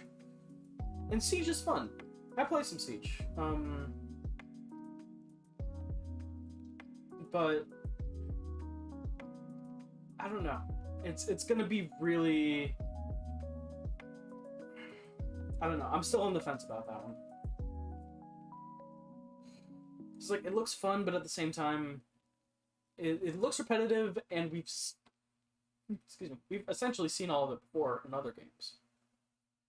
So it's like, I was looking at that trailer like, why should I play this one? What makes this unique? It feels like everything else is from other games. And including their own with Siege. So it's like, what's making me want to play this one? And there wasn't really much, but maybe the combination of all those other things will be a unique experience? I don't know. New song is live, it's a banger. Awesome. I'll check it out later. You can throw it up in the Discord, I'll check it out. So yeah, overall, Ubisoft Direct, it was better than the Ubisoft one that I watched 2 years ago. Definitely. A lot better than that. And I honestly, I don't know. Like 2 years ago, the Ubisoft conference was like, it was okay, I guess. Like, there wasn't really anything for me. The big thing that they were promoting was Ghost Recon Breakpoint. And that didn't really look all that interesting to me, so I didn't really get anything out of that. This one I have a few games I'm actually looking forward to, and some stuff that I didn't think they would ever go back to, like Rocksmith. But they are. So sure, I'm in. Like, that is still one of my favorite games, so the fact that they're making a new one, yeah, I'll check it out. Whether or not it's good, that'll still be up for debate, which is why I want to try the beta to see how good it actually is. But if it is actually good, fuck yeah, I'm in.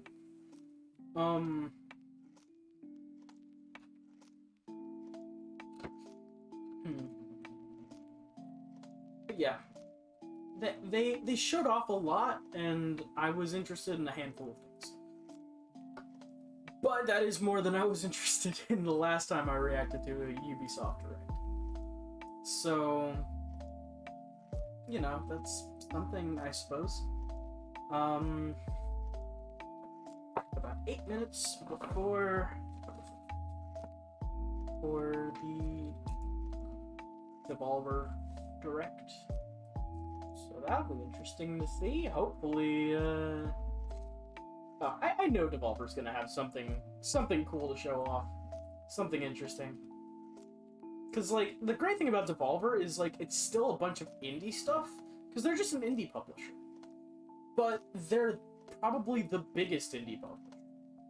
Also, they're really good to their workers, and really good, just a good company overall in general. Like, they're one of the good ones. And also every one of them is this ongoing narrative that's also a parody of E3 conferences. So that's what the fuck. Oh, okay.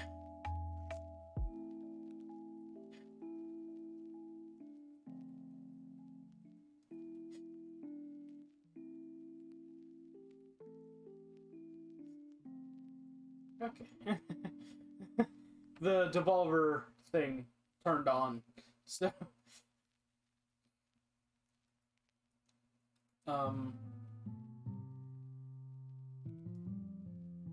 yeah, we'll be getting stuff from Flying Wild Hog, Galvanic Games, DoinkSoft, and more. And learn the release dates for Phantom Abyss and Death's Door. Flying Wild Hog is doing Weird West, which, from what I've seen, looks pretty fun. It's like a Western action horror thing. But yeah, I love Devolver games. Like, just about every one of them that I've played has been really good. I mean, they're the ones who did Fall Guys. They're the ones that did Enter the Gungeon. They're the ones who did My Friend Pedro. They did, what was it?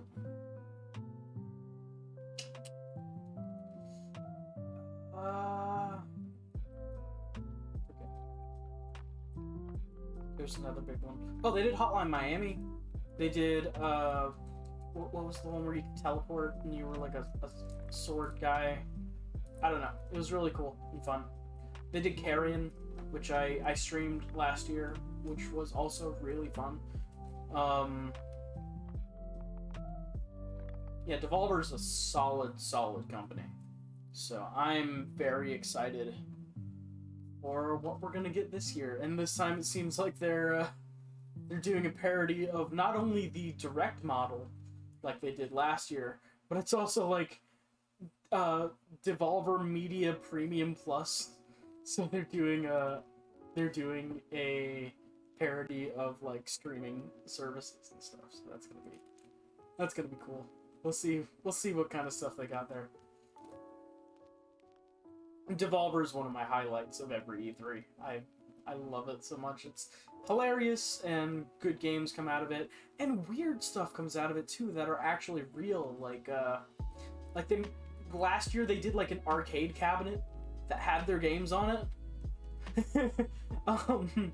and you could actually buy it. They did that one Devolver bootleg, where it was just bootleg versions of their own games that actually came out. And it was just these bad bootleg versions of their own games. So I wonder what the gimmick is going to be this year. There always seems to be one of those every year. So we'll see.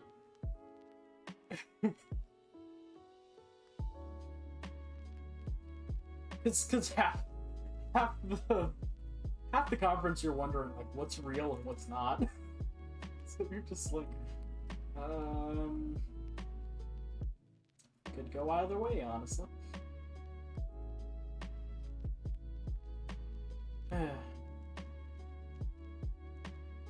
Last few minutes, just kind of vibing.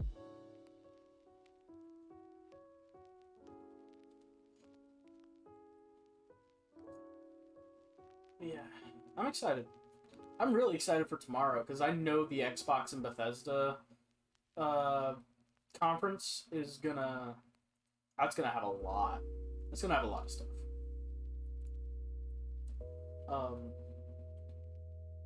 Xbox likes to have a lot of big reveals. I'll speculate more on that when we get to it.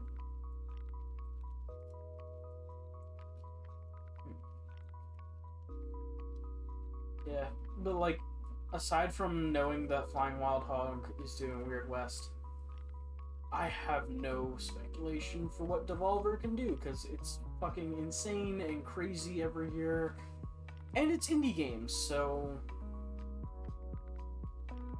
it could go any direction.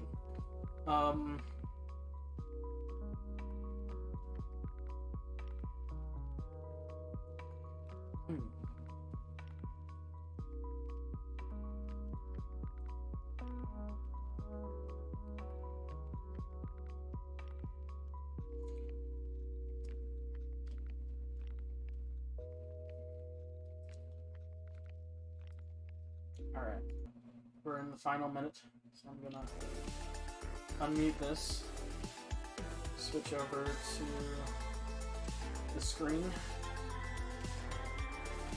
Oh boy.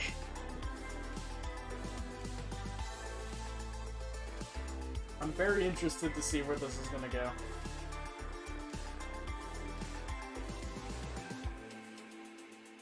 Got about 30 seconds left.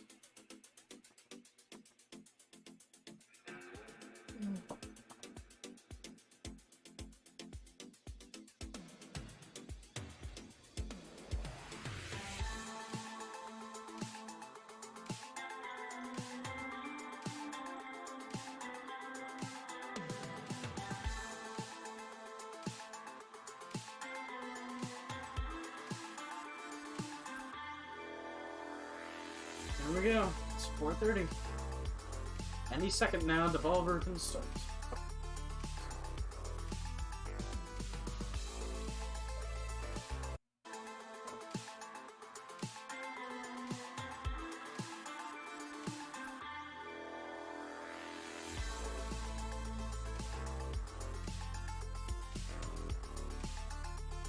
I'm excited. Let's see how it goes.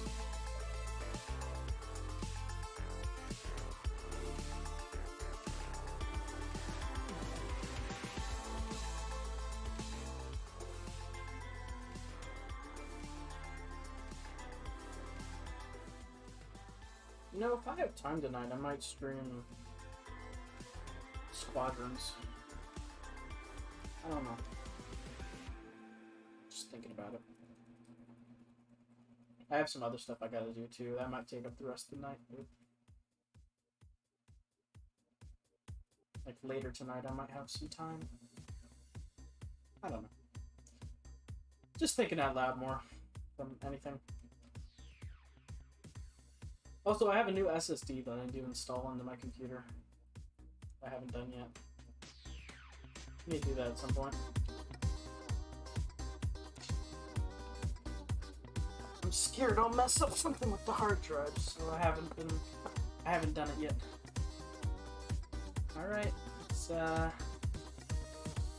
time.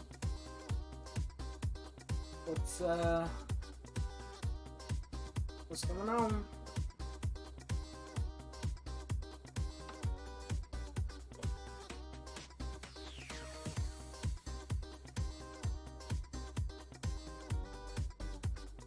Annie Dana.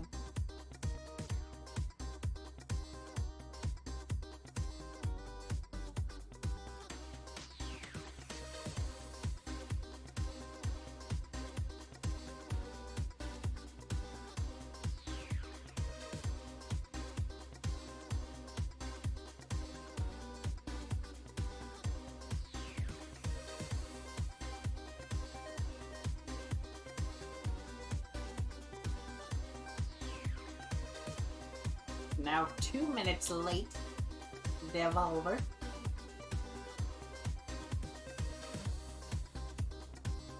Devolver.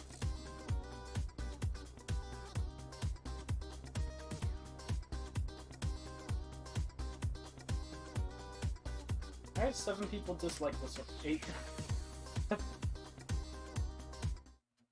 Oh. Oh wow! Starting with Shadow. Wait, is this the one we already got before? The Shadow Warrior gameplay trailer?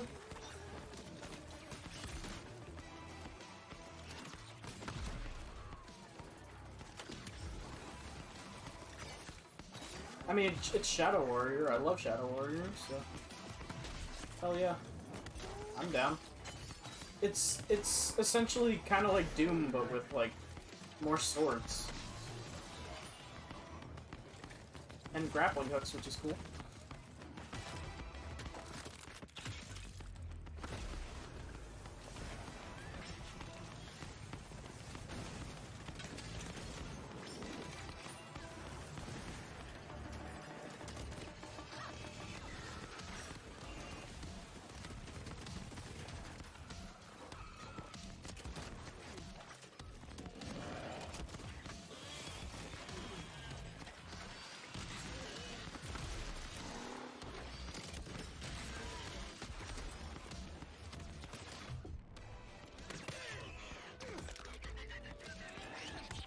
Oh my.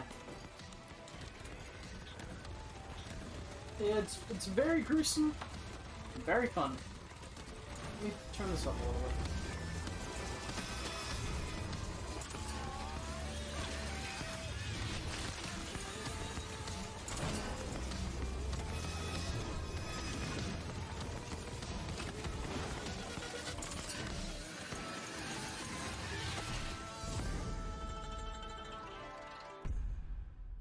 Oh, cool.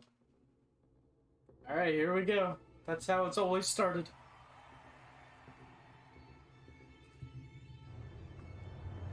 This is our first year of bringing you the very best of what video games have to offer. Lots of changes at Devolver since the last time we were here. Old, outdated, irrelevant. You're straight busted. I've got something better. Oh yeah. Today I is forgot only that the scene. beginning. The future of video games and the future's future. You're gonna be one bad motherfucker. I don't give a flipping freak about stupid live video game events. Hello! I need you to help me stop the future's future. I'll bet on a million strings. Mine. Sure about that? This is the future, maybe. dear God. What's next? The future. So then, you know, we kind of wrap it up after that. I'm thinking it's like a 4-5-year deal. Huh? I mean, huh? Right? I think it's shit garbage. Fucking shit garbage. I mean, it's a dumb idea that'll never work. And you're an asshole for thinking it up. Who thinks this shit up? It was me. I thought this shit. An asshole thinks this shit up. We're not doing. You came back to the Devolver narrative showcase. videos about the futures, whatever the shit. Devolver Digital Cinematic Universe. You shut your fucking face. That was supposed to be me, right? My face. Is that even legal? All Devolver Digital new hires So- release wholly any work likeness attribution and / or image rights upon execution of an employment contract, clear as day. Basically, we can do whatever we want with your likeness, even if it is some stupid deepfake video abomination or whatever. Enough!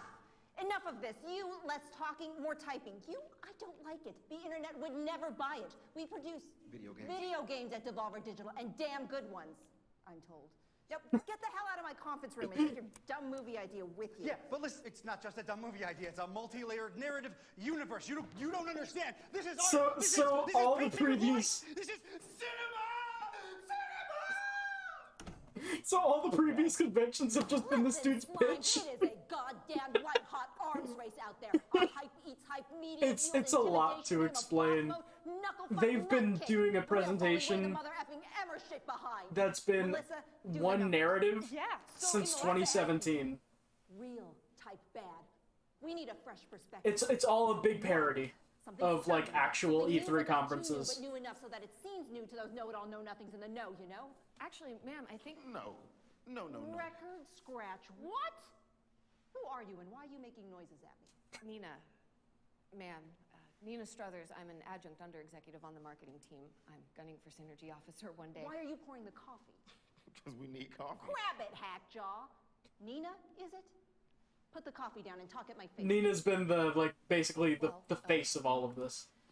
Yeah, if you've never seen a Devolver presentation, this is a whole thing. Monetization as a service. What he said. That's got to be the most ridiculous. These are the same people behind like Fall Guys and Enter the Gungeon and Hotline Miami. For 4 decades and counting, Devolver Digital has been at the absolute bleeding edge of technical, social, and humanitarian progress in the burgeoning videotainment market. Now that's no accident. The global research and development teams at Devolver Digital Incorporated have worked tirelessly to deliver to you, the unwashed consumers, so many breakthroughs in the video game entertainosphere that it's arguable as to whether the countless problems we've successfully solved were ever actually problems in the first place. Devolver Earliest Access delivered games to the marketplace at the exact point of conception. A developer even thinks of an idea and that shit's already for sale. Boom! Devolver Digital Screen Pay allowed loudmouth consumers to not only throw money at their screens, but to throw money at our federally unregistered offshore corporate bank accounts. Oh my god, that guy in the background. That crypto LIFO broth before electric car brands made it all the rage with Loot Box Coin, the market's first and justifiably last. Oh, so it's all the previous things they've... entirely off of the blockchain. Blam! They're talking about all the previous things they've showcased in the past. Didn't even have to fill the void chopped huge when your mad thirsty consumer soul when E3 was canceled. Devolver Land Expo straight up revolutionized the very concept of marketing as the industry's very first quadruple A playable video game trade show that you could download and play as a video game and video game play as a video game. Progress can't be stopped though, no. So this year, Devolver Digital is taking aim at the blisteringly lucrative subscription service video game market. Welcome to Devolver Max Pass Plus. Devolver Max Pass Plus. Oh my god. They're doing a parody of streaming services.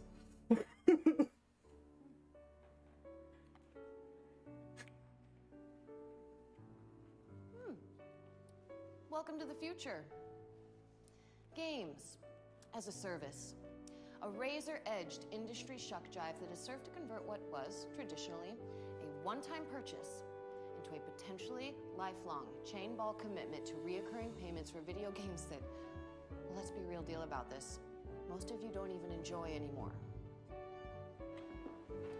Devolver likes to take things further. Dive the big dive, you know? Take the leap, push the envelope, toad the wet sprocket, go big or go home, and baby, we ain't got no home to go home to. E3 allows this? Yes, they do. Devolver likes to take things to a place. Because they're actually a big developer. So much is creepily possible and uncomfortably prescient. That is why monetization as a service. Give me some more. We see it as a groundbreaking new way to keep consumers locked into a semi-regular non-payment schedule with a They've allowed this since 2017. approach, wherein a top-tier service subscriber, that is you, look at you, is granted access to dozens, if not hundreds of dozens, of premium purchases at the low, low monthly price of no cost to you for the subscription itself. Hit me again! That's probably a real website. You knowing simply them. apply, and your credit competency, work history, genealogical strafe vector, total lunar payload weight, environmentally induced super selection state, and very first magic deck are evaluated on a 29-point density matrix, and boosh, you're absolutely Rose Street.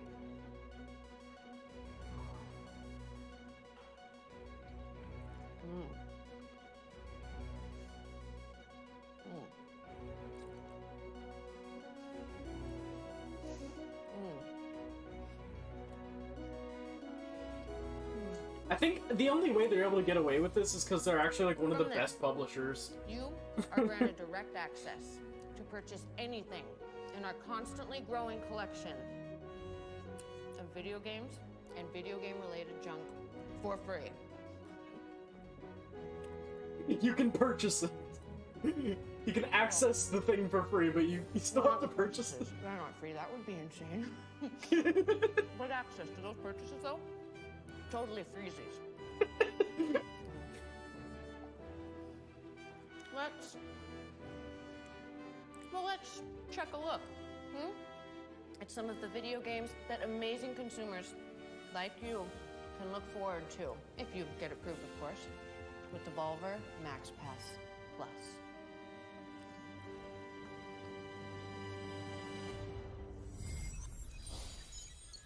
And then they actually showcase real games. Premium purchase.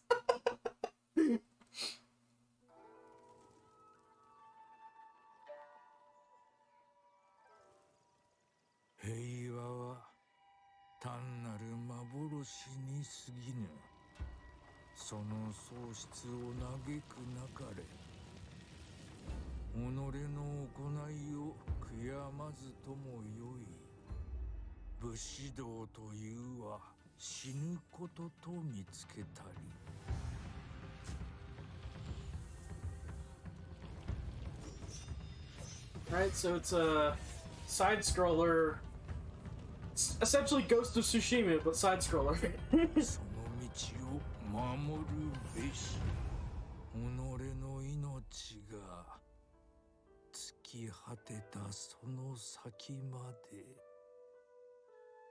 Trek to Yomi. Cool. Looks like it could be fun.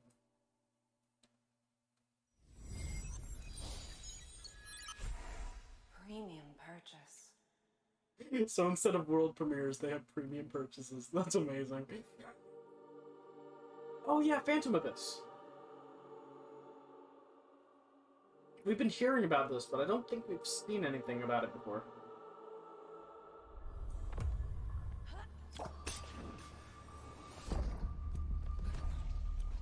Alright.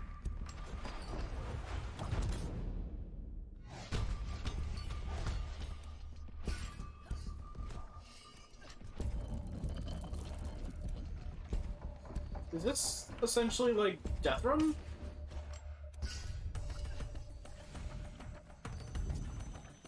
That's what it feels like.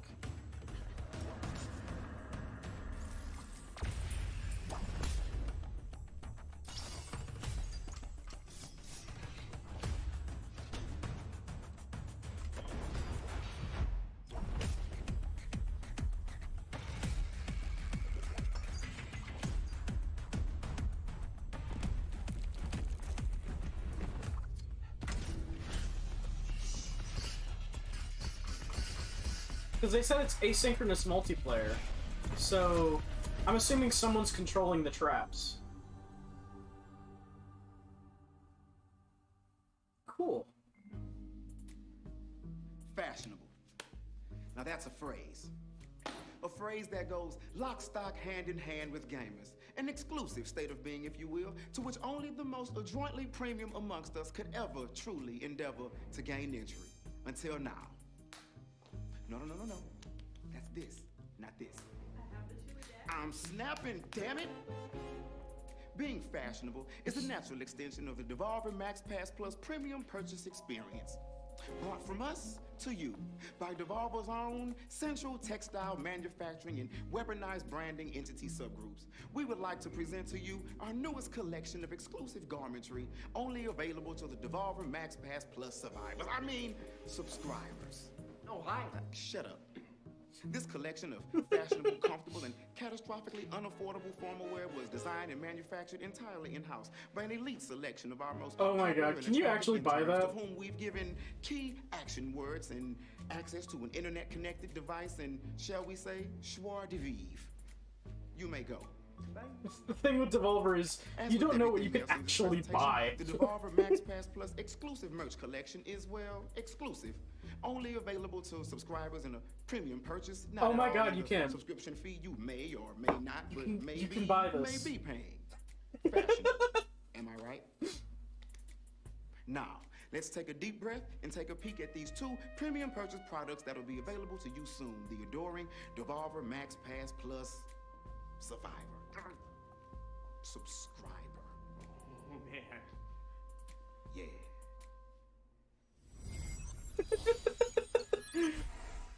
Premium purchase. Oh my god. Oh, is this Weird West? No. This is different.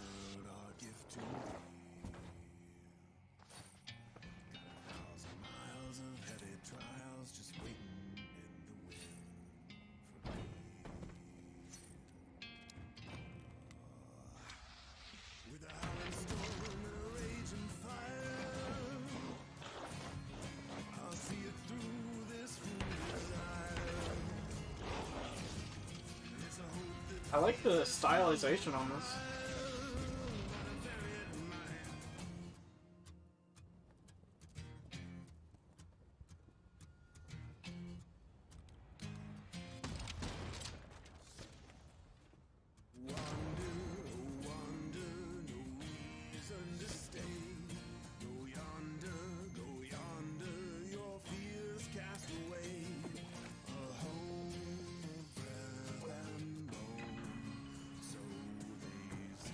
Wizard with a gun. Multiplayer survival sandbox adventure. Huh.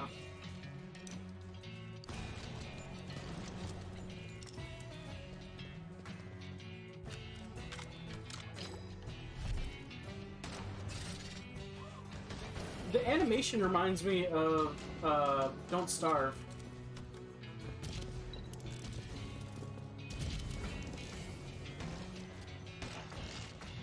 So it's like a twin stick shooter, but also like Don't Starve. Cool. That could be fun. I don't know. I'm not much of a survival game person myself. But I mean, looks like it's got some promise.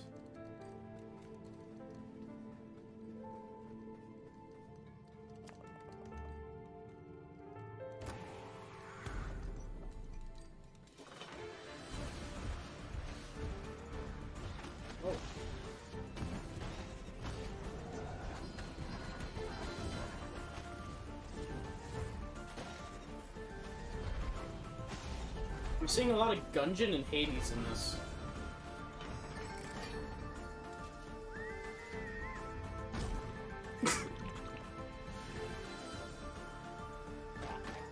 So you play as a little crow person.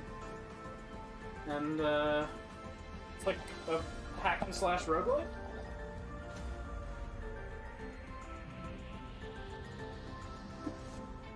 mood.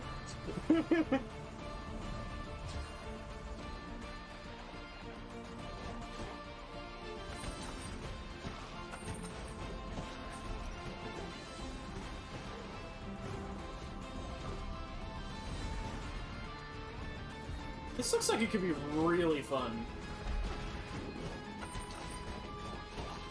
Very fast-paced, looks funny, and also like high intensity action.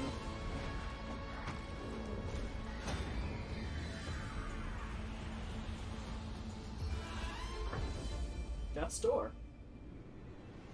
I want to play that.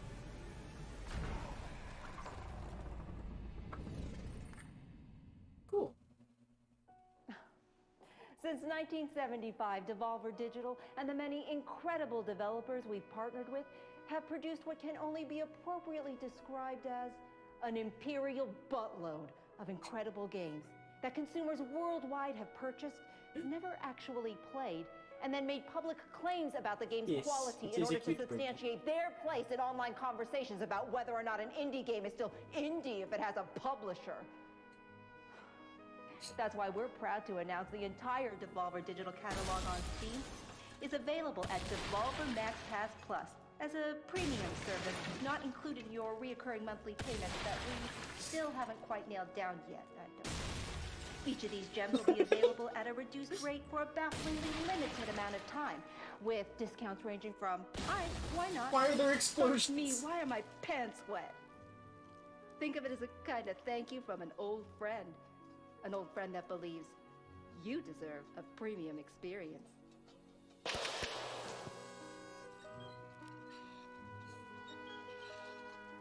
Visit DevolverMaxPassPlus.com for more information. We're gonna have to check out that website after this. Because... Premium purchase. It's just... like... I need that. I need to see what's actually real.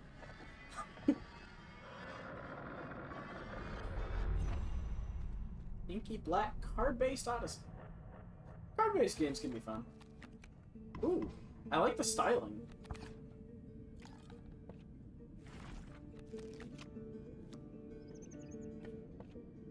It's also kind of creepy, but I think that's the point.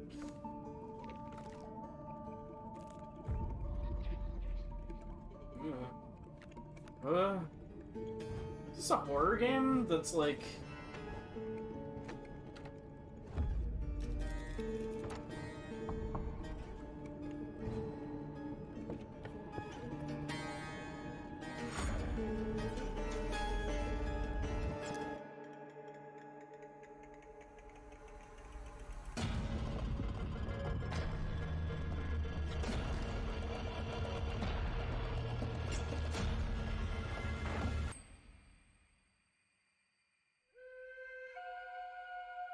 Inscription.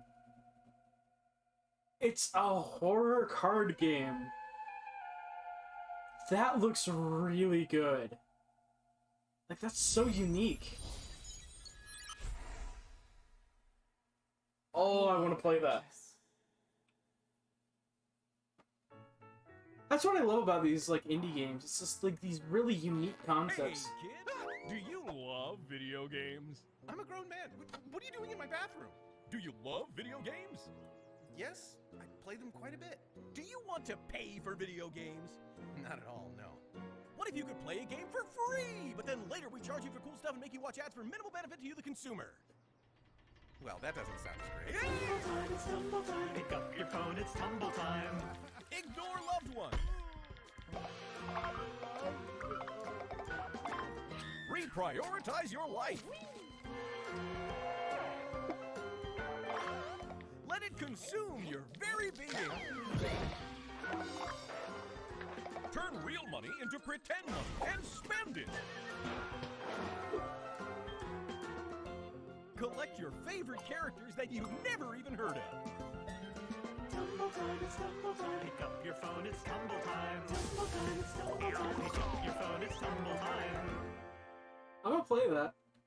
I'm gonna try it. Devolver Tumble Time is the future of physics-based puzzle gameplay, elegant monetization, and strategic brand integration. Choose characters from a loaded roster of your Devolver Digital faves and rack a major, huge, big-time game points by matching and clearing the impossibly adorable heads on the tumble. We mentioned that it's free, right? Because it's free. Except for the ads part, where there are ads, because of course there are ads, because nothing is ever really free. Get hype and unleash each character's special move and clear chunks by creating and activating chaotic chain reactions. Pre-register for Devolver Tumble Time on the App Store and Google Play by visiting DevolverTumbleTime.com. Woo! Hey! Nina!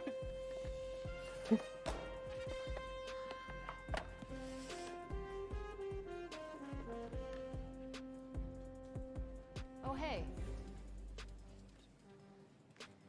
Let's talk about subscriptions for a moment.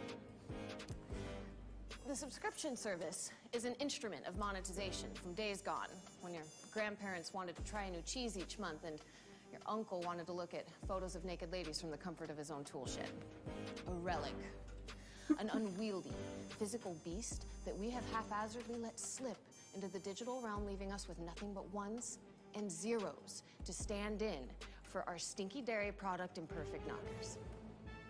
Devolver, though, aims to return subscription-based addiction back to its more tangible roots, with a premium purchase title available only in this, the physical plane of actual, real, for real existence. Is that? Goddamn right it is. Introducing Demon Throttle by developer DigiSoft, the creators of Gato Roboto.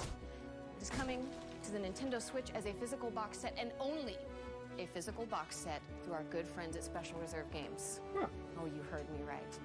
Demon Throttle will not, I repeat, will not be available in any digital format and is only available for you to purchase as a retail product and put on your shelf and to never play or to sell at ridiculous scalper prices to anyone who missed out on its initial offering starting today. Check a look. Huh. Of course they would do something really fucking weird like that. At this point they can do anything, and I'm just expecting it.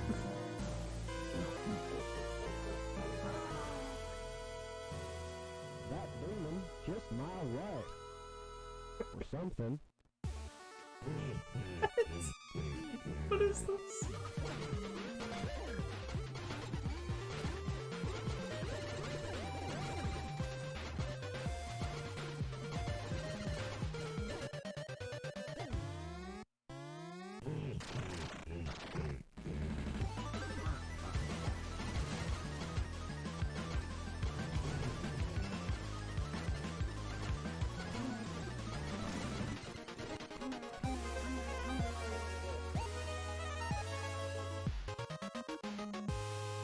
Demon Throttle. I mean, that looks fun. Huh? I mean, huh? Right? I love it. It's good. Really good. Great work, Stilts. Well, it wasn't all. Who'da thunk? Big moves by a guy from... Where are you from? Technically, I'm not supposed to be here. That's great, I'm buddy. feeling... Okay, now bring it home. Hit me with the big move. What's the punch? There isn't one. He does not have... Videotapes. Nina! Well, tape. What she said. What's this now? Well, we put the entire thing on a tape and then sell it. Hey, like this, right? Right here. Videotapes. The trick, though, is that there is one and only one, and we sell it to one buyer. We put only the entire thing just the one on a tape. Just the one? Just the one. Sell it. Okay, and since there's only one and the buyer keeps it, and we broke the little tab on the inside so you can't copy it, it is non-fuckwithable. Here. A non-fuckwithable tape, right? NFT for short. It's tape, though. It's gonna be a thing. Can we do this? Can this be done? It's actually already been done. Okay, the one copy of this entire presentation on Of tape, course the one in they're this taking player the right piss here, out of is NFTs. available online. For the first Devolver Max Pass Plus Triple Platinum Elite Gold Star Magnum Double XL tier subscriber to go to devolvermaxpassplus.com and buy it. Okay, it is totally non-fuckwittable. It does no damage to the environment, to the energy grid, or the global technology supply chain, because it's just this old tape, right? That Caleb found in a box marked Nancy's Fancies, okay, in the back of an old filing cabinet in the birthing wing, and it's also a tape. Someone's probably already bought this. Brilliant. Yes. Yeah. Zane, Nina, Margaret, Caleb. This is such wonderful. What the fuck?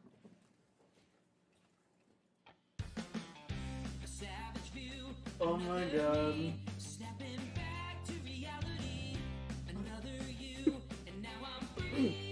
So that was Devolver Digital's. Oh my god.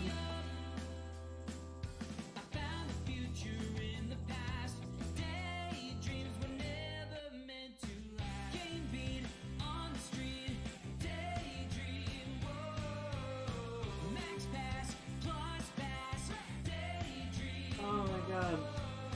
I just every single time they do this, I'm just left just going like, what?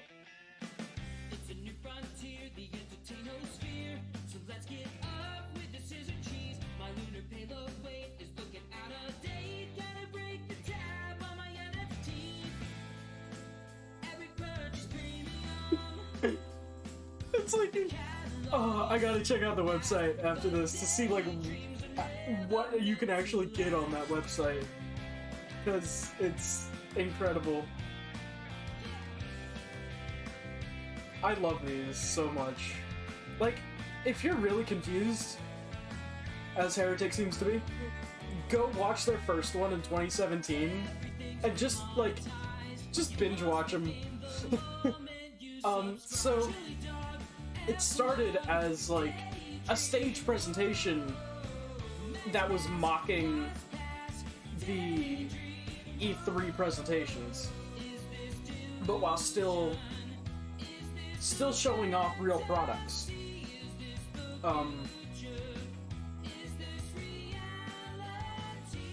And because like they were a lot smaller of a company, and they were like, and they got a stage on E3, and it was just like, what? How? So yeah, that's that. Cool. So let's go.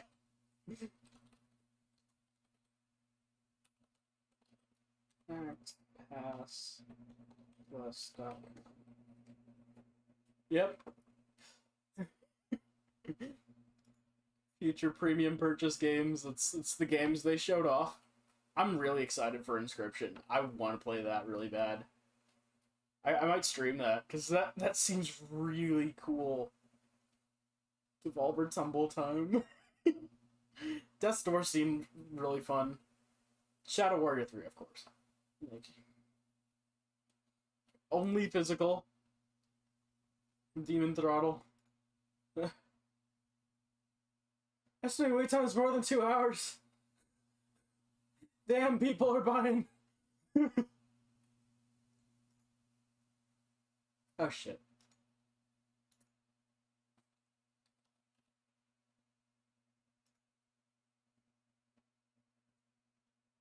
Exclusive merch. They got the non-fuckwithable tape. Yep, sold out for $1,000. Someone already bought it. Someone already bought it before the presentation was even done.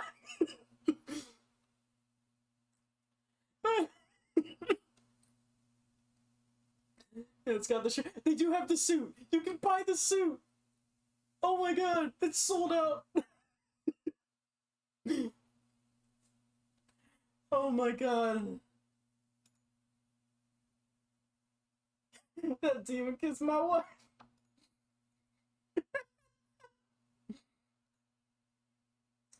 This is beautiful. I can't believe you can actually get this. No, I believe it. With Devolver, I believe it. Because last time they released an arcade cabinet with, like, all of their games on it that actually worked and you could actually buy.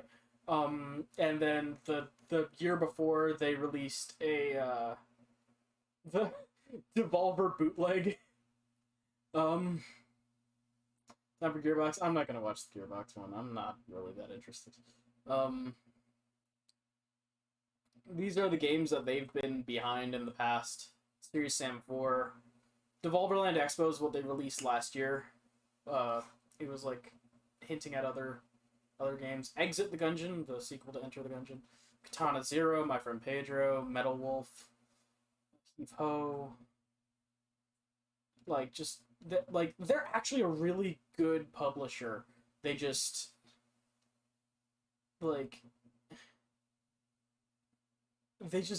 go fucking all out. They say anything about the Borderlands movie? That's fair. Whatever they say, I'll catch it afterwards. But yeah, I love Devolver. They're just fucking crazy. If you haven't, go back and watch from 2017 onward. The videos aren't all that long. Subscription is active. Thank you for extending another 6 months. Huzzah. Current subscribers. Okay. I love this. This is amazing. But yeah. I really want to play this. But yeah. So that's gonna be it for my stream. We're gonna come back tomorrow for some more for the Xbox one and the other ones that I mentioned earlier. Let's see. What we got tomorrow? We got Xbox, Square Enix, Warner Brothers, Xbox and Bethesda, because now Bethesda's owned by Xbox. So, PC gaming show maybe. We'll see. Sorry, I had to shudder there for some reason. But yeah, that's gonna be it for me tonight. Definitely check out the Devolver stuff, because it's always good. Like, I don't think Devolver's released a bad thing. And it's just insanity. So yeah. Yeah. Thank you all for stopping by. You guys are absolutely amazing. I'll see you guys tomorrow for more E3 coverage. And I'll see you guys around. Have a great day.